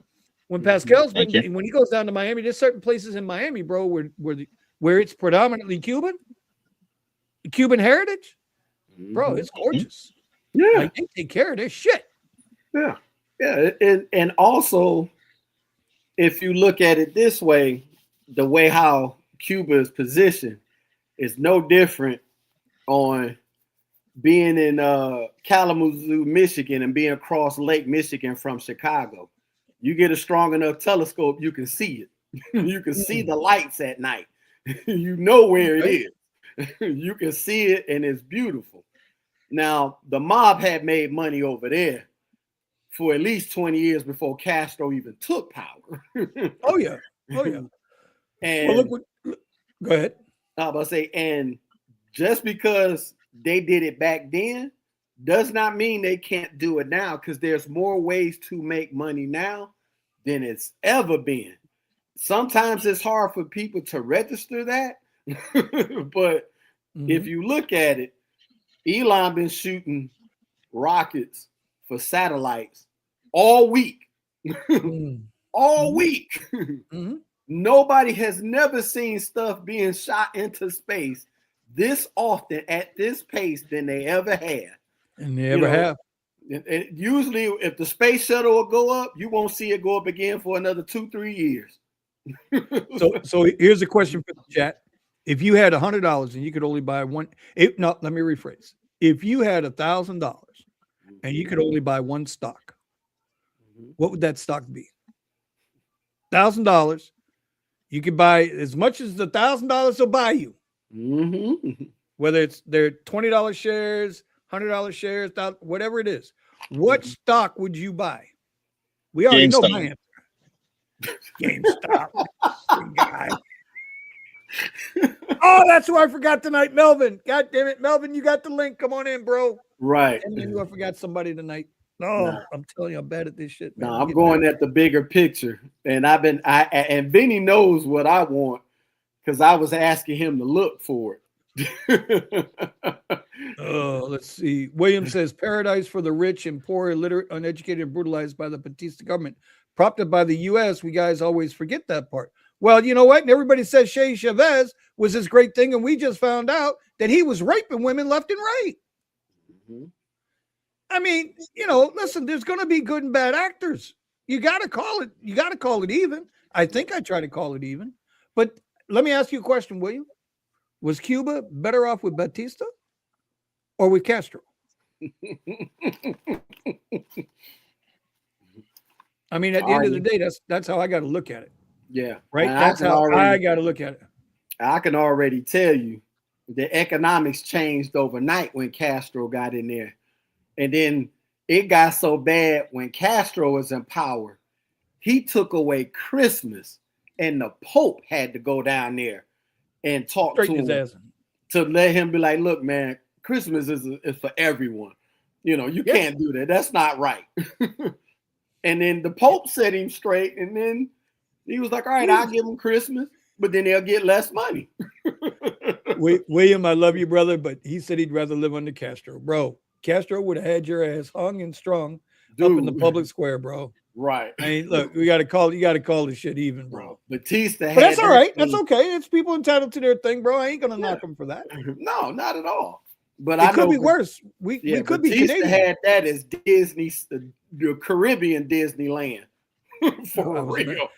I was trying to get Pascal's. I was trying to get him going a little bit there. He didn't hear me. He didn't hear me. So I guess I'm good because I need Pascal, bro. Y'all don't know Pascal is an AI wizard. Yeah, like he is an AI wizard, bro. Like he knows what he's doing, bro. He knows what he's doing up there. He successfully got AI to reactivate his AI. Bro, Pascal is the shit that he tells me, and the things that he showed me he's been able to create, like on his phone with these dashboards and how he's integrating he's got the Kia EV9, which, by the way, guys, the Kia EV9 is a beautiful truck. It is a really, really good looking truck. I'll never own one. I'm Tesla for life. But a Kia is super, super nice. But he's got a Tesla charger charging up the Kia, and he created his own app to sit there and manage all of his money and bro, just whatever. Yeah, he's tits when it comes to that AI, dude. He's tits when it comes to that AI. I lean on him if I get lost. I think I'm doing AI. I ain't doing shit. Pascal's the mad scientist over there. Trust me when I tell you this, okay? Right. If Skynet comes alive, it's going to be through Pascal's goddamn house. Yeah. And for you, I feel like I'm not in. Huh? No. Fuck. Uh-oh. No, this cop just ran a red light. Sorry. Oh, don't tell Uncle Richie, bro. Don't tell Uncle Richie. Right. Cops can do no wrong. Don't tell Uncle Richie. Right. He probably had a good reason for running that red light with no lights on. There were no lights on. You were just late on the red light. You just. Why didn't you pull him over? Yeah. Why didn't you go get him? Pull him over. Right. Woo, woo, woo. Pull over. God, that was an old. It's all good. It's all good. I was paying attention, and I let him go. You know, Melvin, Marco Rubio would be a governor of Cuba if it would become a territory. I don't want it to become a territory. I want Cuba to stand on its own, man, be its own nation. Here. You know, maybe here's the cop that ran the red light. Now he's at the light with me. You got to go by and give him the Kermit face. You know the Kermit face, right? Where you go by and you're like, I think Cuba could be a beacon for the rest of the Caribbean. Yeah. Right? Like we look at Dominican Republic and Haiti. We know Haiti is probably the God, The most unstablest country. and it always has been, right? It's Mhm. always been an unstable country, and they burn the land, and they can't farm the land, and they're killing each other left and right down there, and there's no Mhm. economy down there. But it's like I said earlier. I don't think you guys were here to hear it. Tony was, right? The thing is that it's like if you live in a not so nice neighborhood, right? But you can still keep your grass cut. You can still keep the trash picked up. Make it look somewhat decent, right? You might not. It's not your final destination, but it's your current destination, and you try to make it look good. Right. Haiti is such a bro. They got so many cruise ships that go through there. Mhm. They got so much money that does run through that country, yet they can't get it together. Why is that? Other than the Clintons taking $30 million out after the earthquake down there, that's a whole nother ballgame. Mhm. Just saying. All you Hillary lovers. Right. But I don't understand. And then Dominica's not so bad. Dominica's a little bit better, Mhm. right? Puerto Rico is a full thriving nation. And Dominican It could be, Republic should be. building their own wall. Yes, sir. Yes, sir. You voted for her, by the way. I did. I Her did original too. primary. Yeah. Original primary. The original primary. I did vote I for. sure did. Listen, bro, when Bill was president and Hillary was running the country, everybody got paid. Mhm. I dare one person to tell me when Bill Clinton was president that they were doing bad. Dude. Well, I mean, I was in high school still, so Okay, well, you wasn't doing bad though. Did you miss a meal? I may have missed a couple. That's just because your ass came in late and the lights was out on the street and you were supposed to be home. Right. I just know both of my parents worked still. Well, geez, well, hell, man, all our parents worked. But that's just like, listen, Bill Clinton and Donald Trump, who did bad? Who does bad under their economies? People that don't want to do good. Those are the only ones that do. But under George Bush, everybody lost money. Yep. Both Bushes, everybody lost money. Under Barack Obama, everybody lost money. Just the way it is. Under Jimmy Carter, Except Gerald people Ford, on welfare. everybody lost money. Everybody lost money, bro. They did not. They regressed. They didn't progress. In my lifetime, the only two presidents that I progressed with were Bill Clinton and Donald Trump. Yeah. Like, seriously.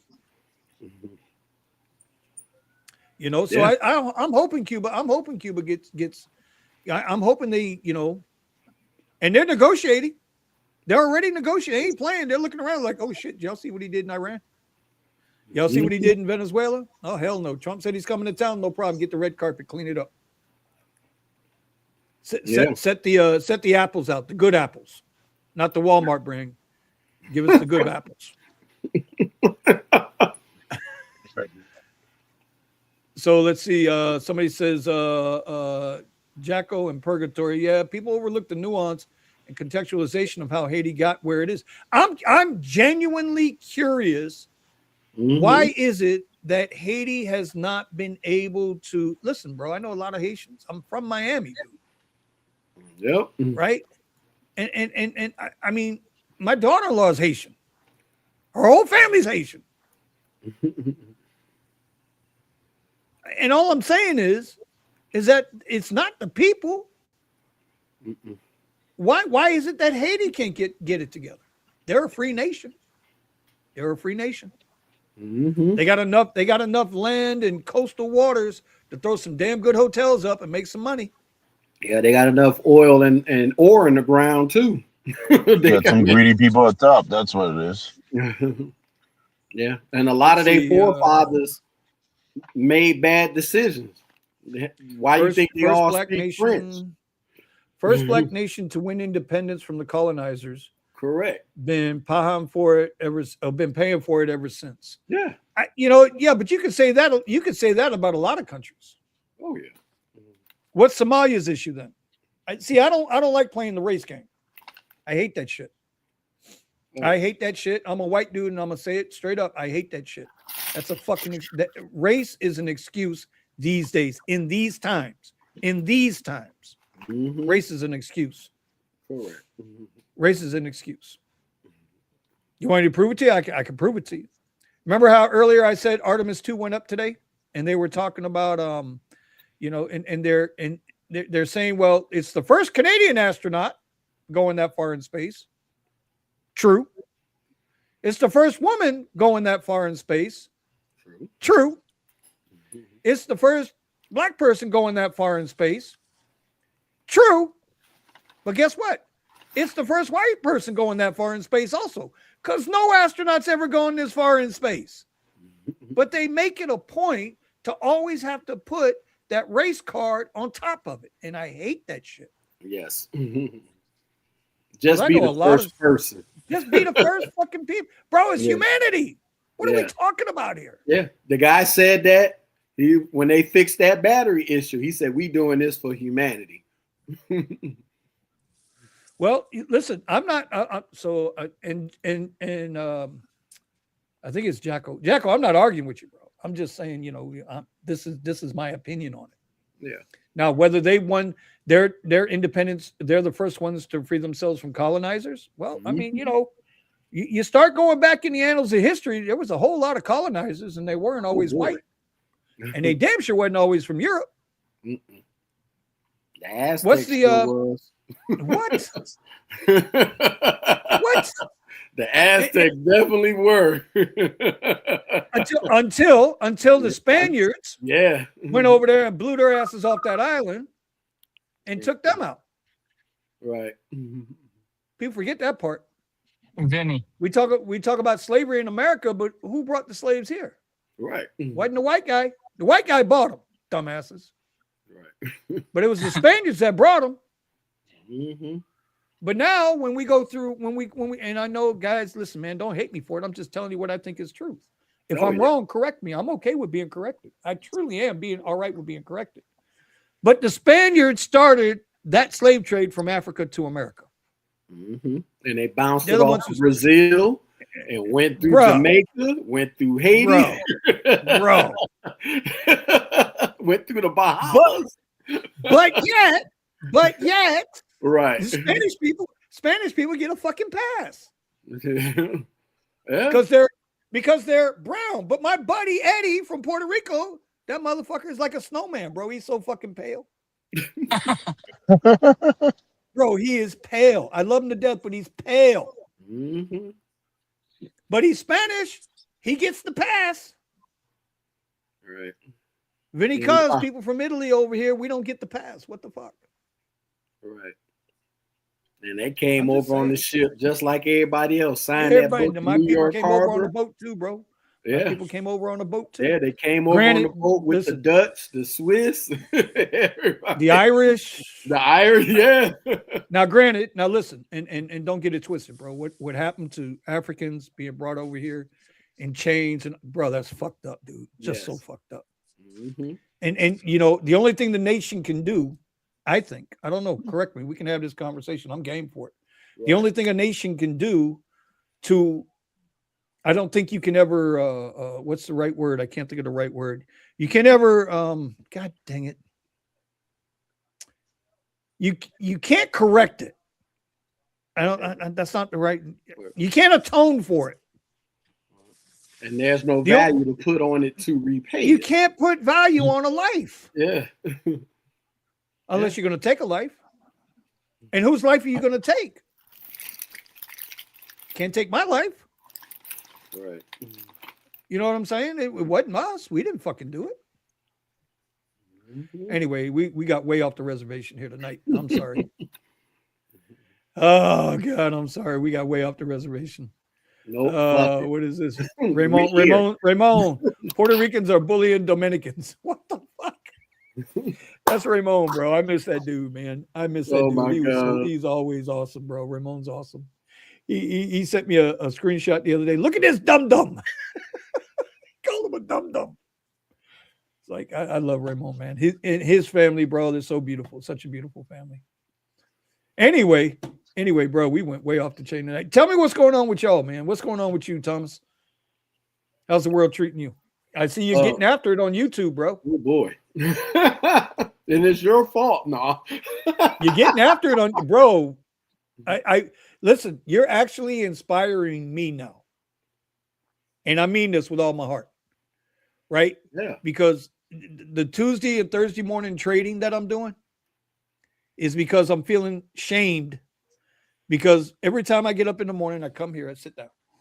Right. I got one little button I hit on my little StreamYard here, or not StreamYard, my Stream Deck. I got a button set up on my Stream Deck, right? And when I hit that button, I get bam, bam, bam, bam. And what's right there in that corner? That corner. Yep. Every morning, what do I see? I see Thomas's isn't he lovely? Right. Isn't he beautiful? Right. And I see Thomas sitting there with the ride along, and he's going off. He's telling people the truth. He's speaking his truth, right? And I'm like, bro. Yeah. So now I feel like I feel compelled. I'm like, okay. Well, I'm glad I can re-inspire, because like I said, is a lot of times you got to get with the like-minded individuals to get to where you want to go. And believe me, if it wasn't for you to push me, and I had put it off and put it off and put it off, now I can't stop doing it and don't want to stop, because we all, and I've said this even on my podcast every morning, somewhere between 7:30 and 8 o'clock in the morning, the ride along will be there Eastern Standard Time every day, all day, because there's no days off. I work every day. Yes, sir. No days yes, off. Sir. I get an off evening, but there's no days off. No, sir. I'm right the there. Next day I'll get off is Memorial Day, and I still got to work that evening. You got to work that day too, bro. You got to work that day too. Yeah. And the whole world's working. And it's funny because well, it's not funny, but like it's almost like the whole world is it's going no matter what.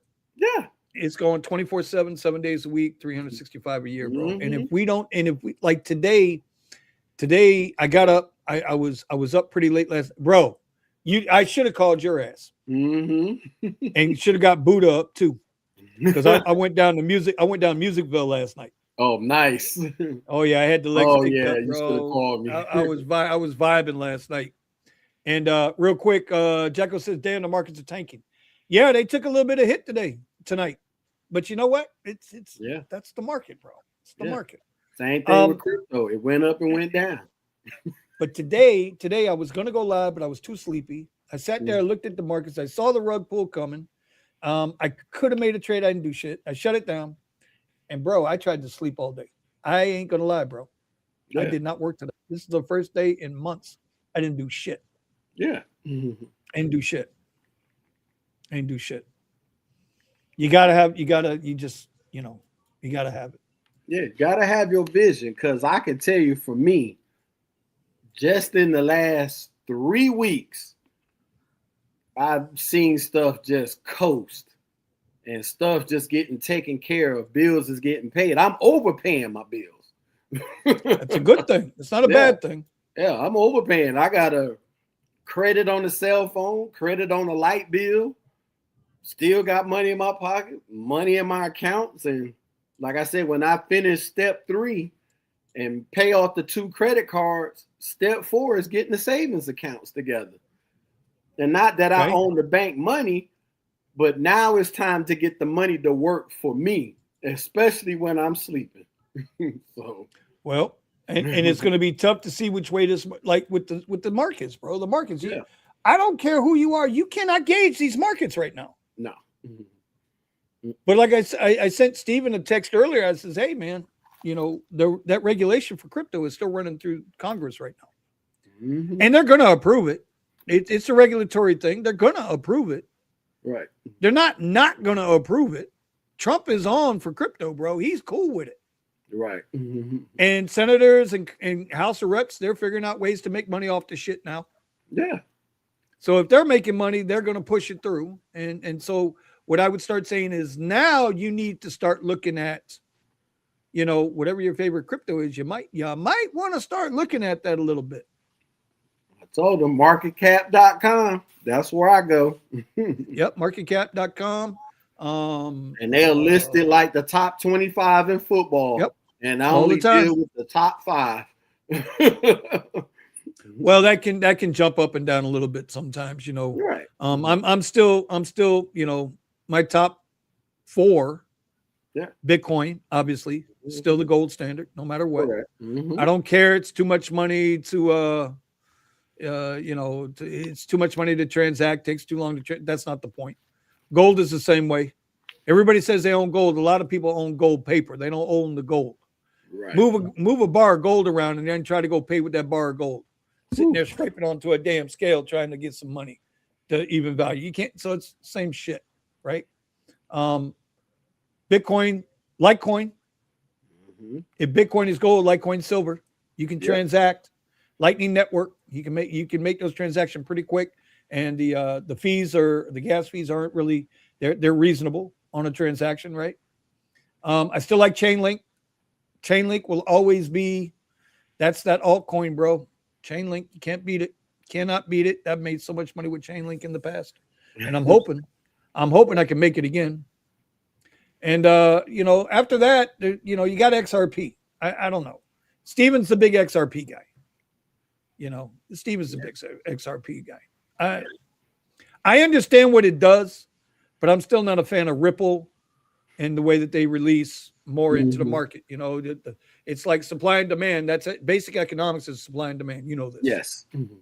So if you release a certain amount of XRP and people start buying it up, increase the demand, supply is limited, increase the demand, then all of a sudden you flood the market again with more supply. That brings the price right back down. I'm like, well, what the fuck was the point of that? Yeah. Mm-hmm. Yeah. That's what I was saying even to you with the pizza delivery.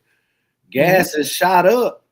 Nobody's ordering deliveries because they think the delivery charge is going to go up with the gas. So people have been ordering and they've been coming to pick it up. I only been outside 4 times since I've been at work at 5 today. 4 times. Right. And that is it. I spent more time in than I have been out. And just like if the gas go up, the discretionary income goes down. And when the discretionary the income goes down, now you have to look at how you're going to survive after that. Because when I heard y'all was talking when I was driving home, now the diesel go up, everything goes up.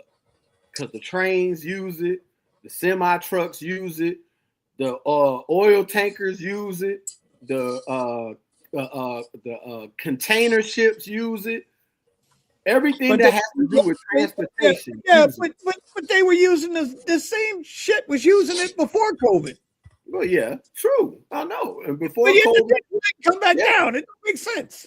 Right. Now, I'm just saying when like Vinny was right, diesel was cheaper than regular unleaded. Even when I first got a driver's license, when I first got my driver's license, regular unleaded was 89 and diesel was 76. I'm just saying. You're dating yourself there, brother. I know, right? But hey, I'm just saying. And in this day and age, you would think you could keep your kid a kid. We was forced to grow up. Yeah. You know, this day and age, you could be able to keep a kid a kid. We couldn't be that. The moment we was 14, you now had to be an adult. I'm like, I wasn't even 18 yet. You just made me think about something, bro. I hate to interrupt you, but I got to. Have y'all noticed when we was kids, and we'll even let Pascal into our age group. He's close, right? He's like 26 over there, right? He's close. Yeah. Remember when we were kids, we had to actually pedal the bicycle? Yeah. Yeah. When's the last time you seen somebody on a bicycle in the street that was actually pedaling? All of them riding the EV bikes. Yeah. Ain't none of them pedaling no more. No, I seen people walking the bike. I'm like, you might as well get a fucking dog. Why is you walking down the street with your bike? Like, ride that damn thing. What the hell you walking down the street with the bike for? Oh my God. But go ahead. I'm talking about when we used to go get on a bike and go clear across town. And we had a backpack, we had our tire patches, the glue, right. all of it, lighters to burn it so it could be solid, fill it up with air. We back cat walking in the street. Well, popping willies. Popping We had wheelies. a different name for that. But we weren't in the middle of the damn street popping wheelies. No. No. We didn't even have bike trails while you playing.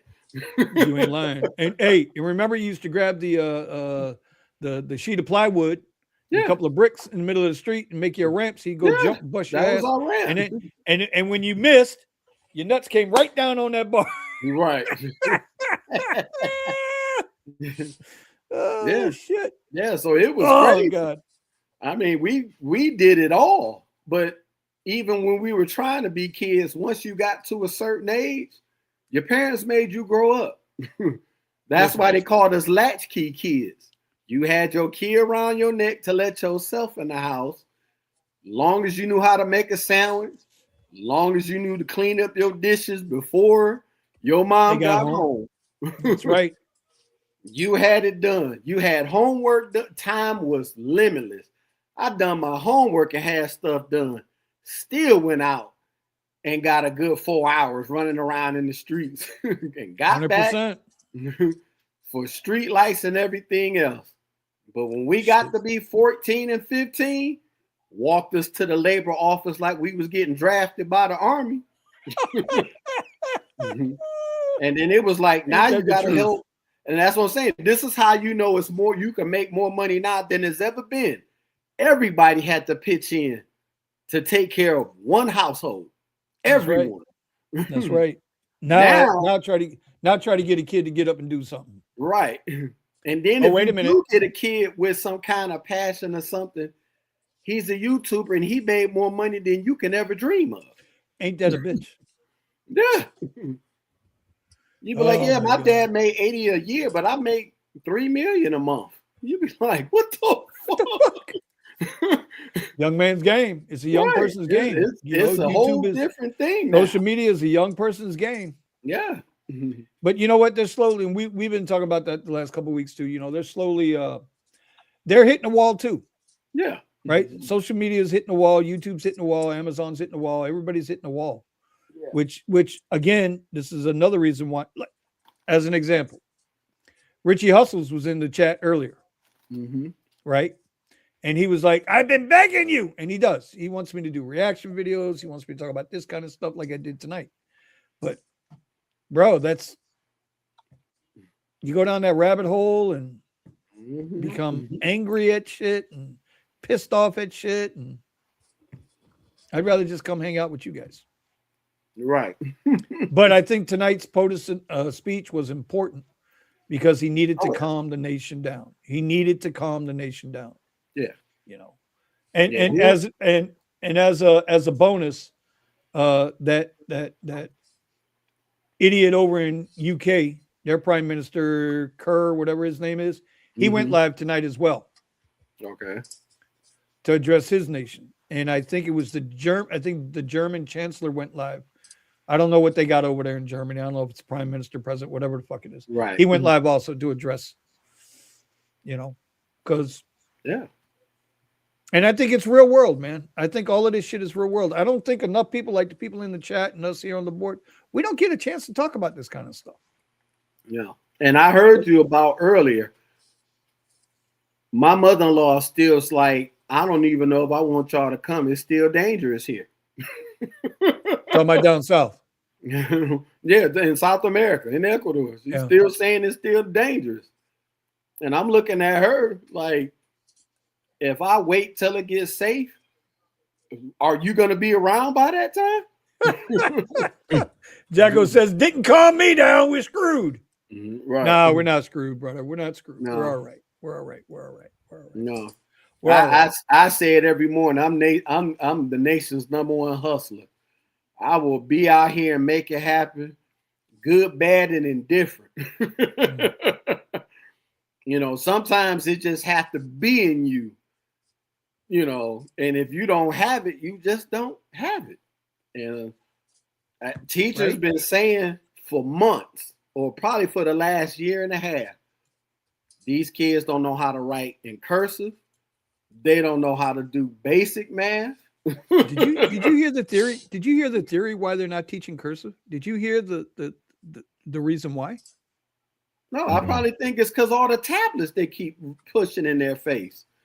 Because everything is just they typing it with one finger. Some people don't even know how to type. Now take that one step further. What happens if they can't write cursive? If they can't write in cursive, they can't read it, right? Right. Yes.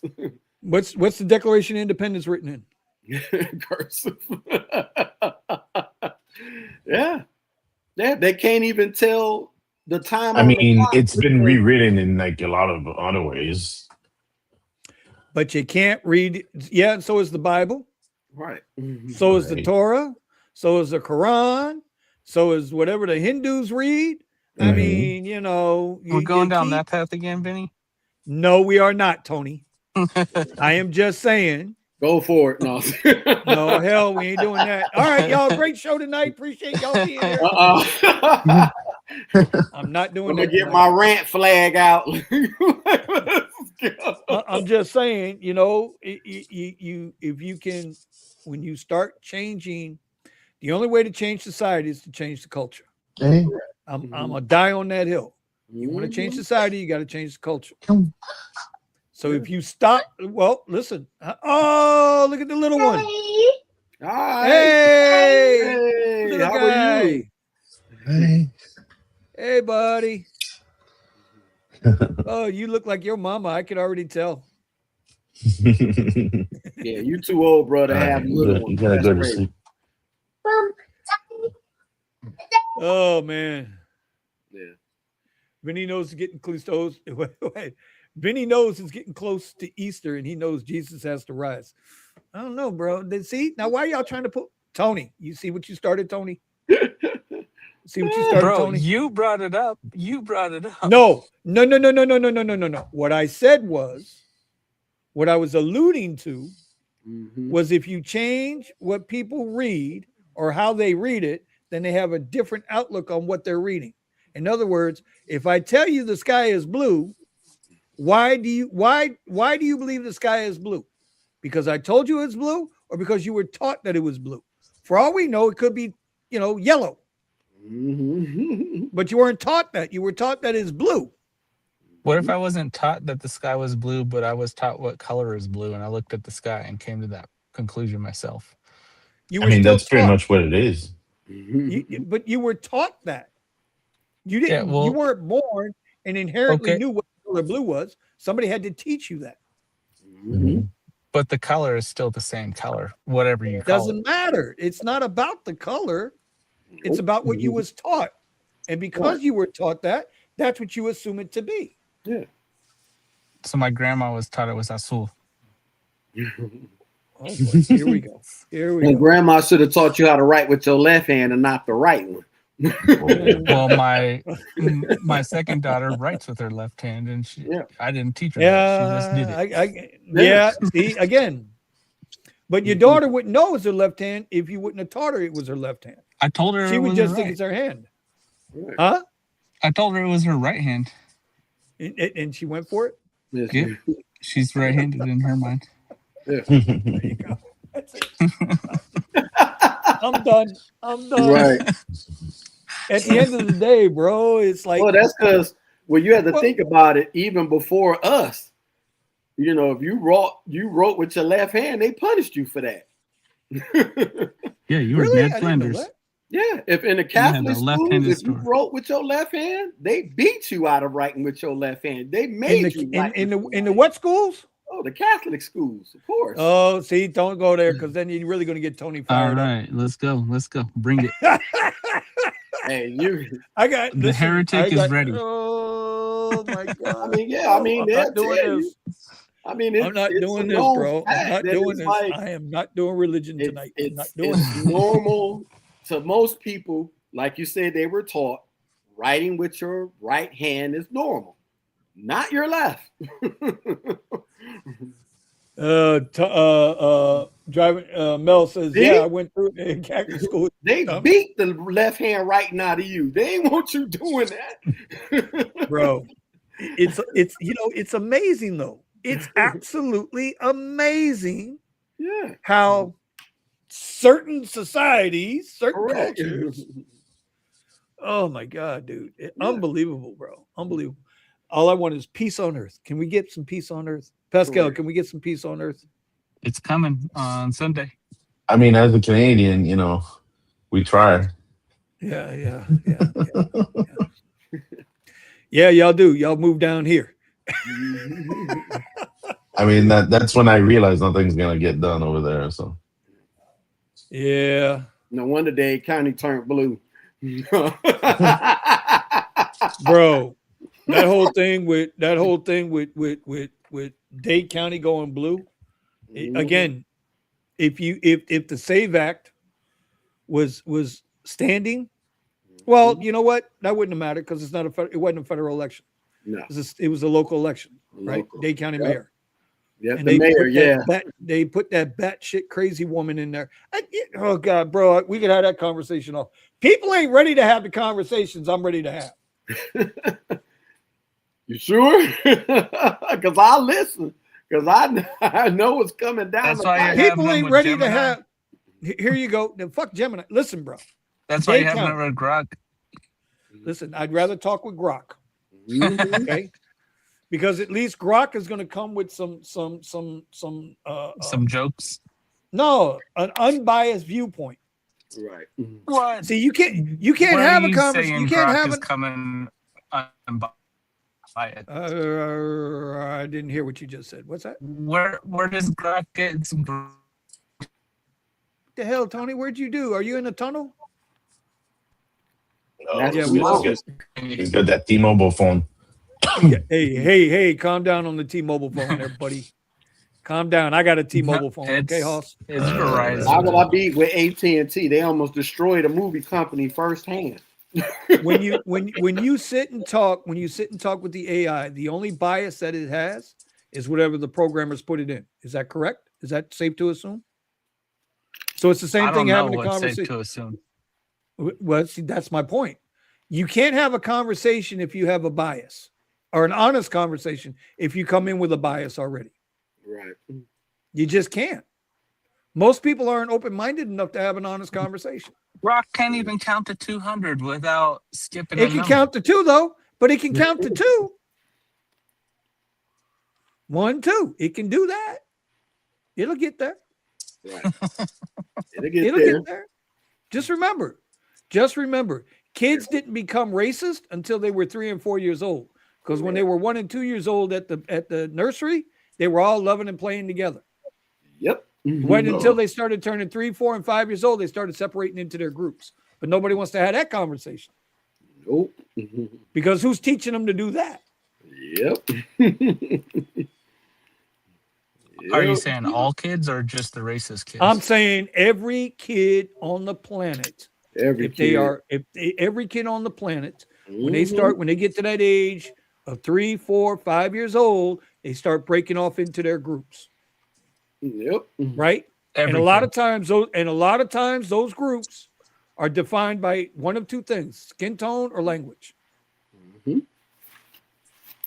And that's a learned, taught thing. Yep. Because when they're 1 and 2 years old, they don't see all that shit. They're not aware of that bullshit. Just watch the movie To Help. That tells you that.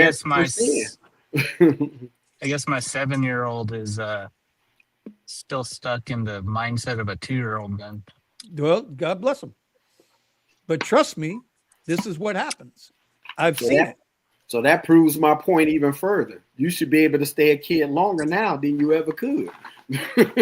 Well, most people are. The new 30, what is it? The new 50 is the new 50 is the new 30. Right. Yeah. That's just because millennials are going to be getting to 50. I guess because I was raised in the hood, we didn't have that issue. We all the same. Bullshit, Raymond. That's bullshit. I call bullshit on that, bro. I call bullshit on that, bro. Yeah. Because even where I grew up, where again, well, you know what? We ain't even gonna go down that road. No. What I was saying about Dade County going back. Yes, we are. God with damn that batshit crazy woman they made the mayor down there, right? She's a liberal leftist white woman. White people are the minority in Dade County, bro. Yes, sir. Mhm. They've been the minority for like the last 30 years. Mhm. But yet some kind of way that hardcore left side person got in. Yeah. Yep. Same thing with that judge. Everybody complaining about because they feel he's talking too disrespectful to people in the courtroom. I said, well, you voted him in. And this is the first year of his first term. So that means you got 3 more years of that. So Antonio says Elon's racist. He doesn't care. I don't know if he's racist or not. I don't think he's racist from what I know, but he might be. Yeah. But all I know, I can remember this being in the hood. We had white friends growing up, and when we got to a certain age, we wasn't friends. I do remember Call it what it is. Yeah. Call it what it is. Right? Call it. Very, very few people are willing to have that honest conversation. Yeah. Yeah. They only grow up until after life put their hands on you. I still got a short that I did. I said,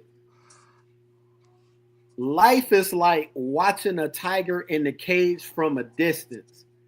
Every year you get older, the closer you get to that cage. When you turn 18, that cage opens and you go in with the tiger and it closes behind you. Because in real life, you are on your own and no one is coming to save you. That's a very popular highlight short that I got. I was surprised that people gravitated to it. Judges are generally appointed, not voted, but there are a lot of judges that are voted on. Yes, there's judges. Like there's elections and stuff for judges. Yeah, your local election, so, they vote judges in, not the Supreme Court. I'm talking about these federal courts, they are appointed. They're right, but on the local levels, a lot of your judges are voted on. Yeah, they vote. But again, people don't take the time to go out there and figure out who these people are. Yeah, and what they stand for. Yeah, they just don't.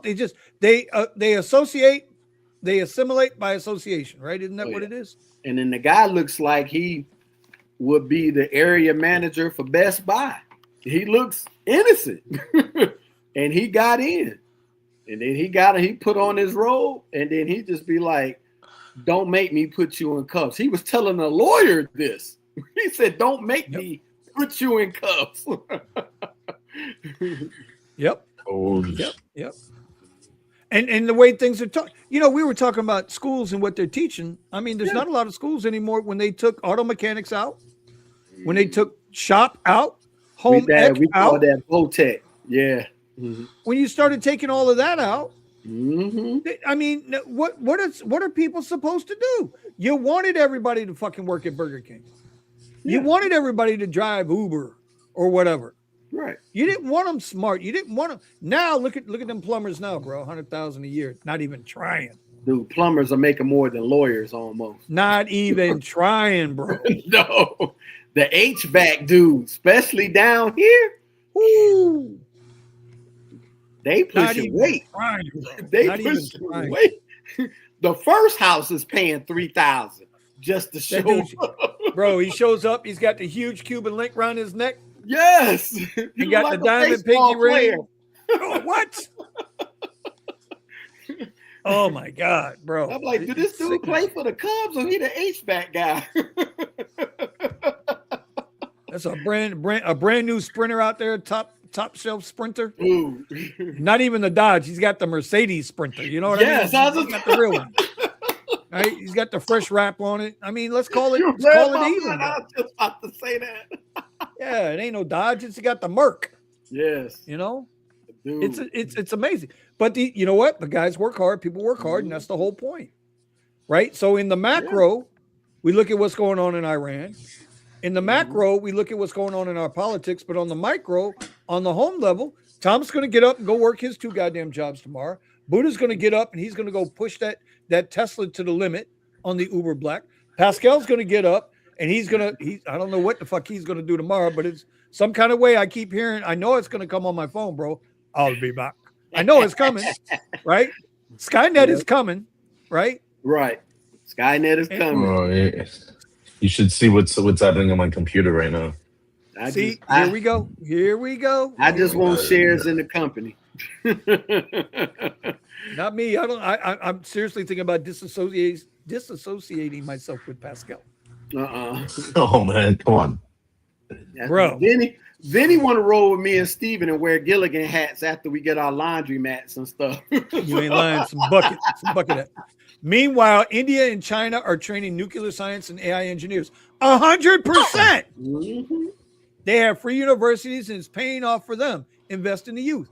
100%. Mm-hmm. Yeah, people get pissed. Listen, Americans get pissed off when the Asian families come over here and their kids are going to top flight schools and they're working, but they're working their asses off from 2 years old. Dude, they go to school all year round. but yet you got people here that ain't willing. They won't even public library. Right. Why would I go to the public library? No. That was like the badass place growing up, bro. The public library. Get your but library nobody's. card, They say, well, I don't have the ability to learn. You got fucking public libraries everywhere, complete with computers and internet and books and whatever the hell you. There's see, no bro. excuse, This is what kills bro. me. None. I mean, hey, look at me. I'm learning CS engineering right now. There's no excuse not to. Right. That whole fucking lazy mentality. Whatever. Okay. My mother called it new age thinking, and she said back then, she said, "These mothers with this new age thinking gonna fuck everything." Look at Pascal looking at ChatGPT and Claude like, yeah, I'm about to cook right now. Yeah, he's gone. I mean, I'm just looking at my computer doing stuff right now. It's fucking crazy. I'm dead as fuck. Bro, I wish I could show you what I'm working on, but I can't. Bro, I'm cooking up some. Vinny's been using that thing. I'm not gonna say because I don't know if they told me I could say it or not. But no, they don't get paid. No, we'll talk about that later. Shut the fuck up. Yeah, we'll talk about that later because I'm cooking some shit up. Stop ruining the golden ticket. With coding, Day. I'm coding the site. I'm coding everything. See, I gotta right, throw him see? out. Gotta throw him out. Damn, Day. Shut up. I tell you, boy, people need that cred so bad that they don't know when they got a good thing, they gotta fuck it up. They gotta fuck it up. Now what did we learn last week, Buddha? That I can get to LA for $88 one way. Right. I'm gonna tell. I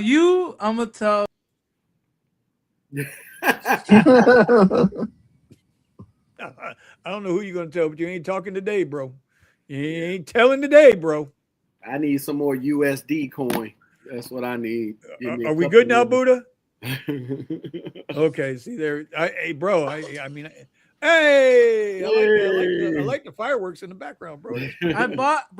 I bought a MacBook, bro, because I want to invest in myself, bro.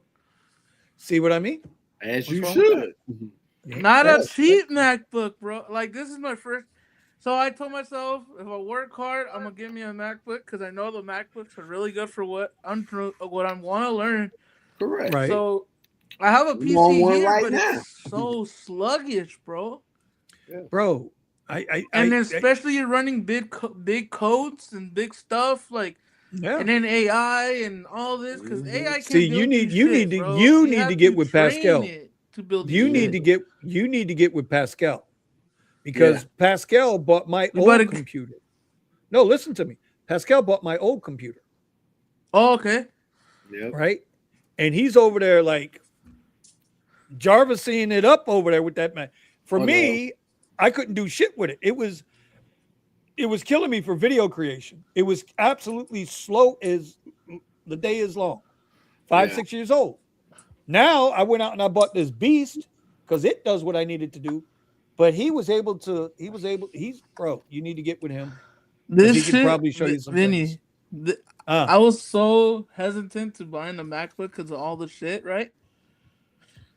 I'm video editing, Photoshop, while coding, while doing this, while mhm. doing other shit, all at once, and you can't even hear this shit. Yep. I mean, I can Richie literally, Hustles he's got a MacBook Pro and he Mhm. just bought a PC and he's working it in. Me, I do everything on the PC, bro. Yeah, I got a But it's MacBook Air, and then I got a PC in my office. Well, yeah, like I bought a MacBook Pro M5 Pro, the whole nine, and handle that. I found it on Open Box. Don't, hey guys, don't. You could buy used. You feel me? hell yeah. You Yes, know, dude. get your feet wet. You know, get yourself That's what I do something with my used, cars. I ain't buying them shits new. Hey, I No, can't afford that new man tax. no. bro. I saved over $600. There Yeah, you go. no, because you There could you do go. what like Pascal. I used to do those to those Dell computers. People like, oh, it's slow, and I had this D-band disk. Wipe Yep. that bad boy clean. Add new memory. I got a hard drive in a box somewhere in the closet to add that to it. Like And you good to for go. Had a like for brand me new right now. computer with two added, like two components. It was a totally different computer. And it Yeah, depends what like you use it for. I mean, I'm Correct. using it like a server too, so it's not Yeah. a. yeah. Like right now, I didn't know how to use a MacBook, bro. Like I'm Dude, so it'll like open your command eyeball option. What the fuck? wide open. See, Like I don't know none of this. see, Buddha just got the reach around for the first time, and his eyes is wide open. Bro, because for me, buying a MacBook was like that's only like for the executive people like Yeah. schooling and See, it's going sunny and crazy with it. 75 in California, and Buddha got an LED flashlight on, You searching. ain't lying. You ain't lying. Out there. Nah, so this That's my MacBook man, actually has though. a ring light around it. Yeah, that's my man, though. But yeah, you start using other products. Like I was telling my nephew yesterday, the iPhone that I got, that's my last one. I'm gonna go get that nothing phone, the one that I want, the nothing The phone. 3A? No, they got a new one. They had a 4A that came Oh. out just last week. Yeah. Yeah, and I was like, I'm gonna get me a nothing phone, and I then like them. we gonna roll with something different. Yeah, I'm an iPhone to the. Vinny can tell you, I'm an iPhone fanatic. He got this X5 on open box. Boy, I know Raymond's wife is sleeping Whoa. somewhere because if she reads that, that's his ass. right. She Yo, will look at whoop his ass. Yeah, I never thought I would go to the dark side, That's not the dark side. Listen, bro. No, yeah. Listen. Let me tell you what I did. but I still got Okay? homeboy right here. Listen. know what I mean? This is the only Yes. way. The only way I was that's able what to I swing have. this. The homeboy. The only way I was able to swing this, right? The only way I was able to swing it. They had Google had a big sale. Amazon had the big sale. Plus Gemini discount. You get the Gemini 1 for a year, which includes Gemini Pro. Yeah. Yeah. So that's $240 off. Right? After everything's done and said, I just picked up this Pixel Pro for less than $500. It's the new nothing phone. You know how much dude. I got this one for? How much? 200. Yeah. Back of the Nice. truck. He found the back of the truck somewhere. No, bro. So did I tell you guys what happened? No, go ahead. A homeless man tried to steal my Android phone. The other one A that I had. homeless man tried to steal your Android phone. Yeah. I got to hear this story. Yeah. So I'm in Pasadena and I'm charging up at the superchargers and this guy comes up and he's like, "Hey man," he's telling me his life story or whatever the hell it is. And he's like da da da da something that he wanted money. I'm like, "Look, bro, if you need a job, let me know, bro. I have connects, in the warehouses and all that. Right. If you need a job, bro, I'll help you out, bro. You know?" And then, but I don't got no money and I need to go to the restroom real quick. And then he's like, "Oh, it's all good, bro. Thank you." So you know how, people dab up each other type, you know what I mean? Like, Yeah. well, I had both my iPhone and my Android like this, right?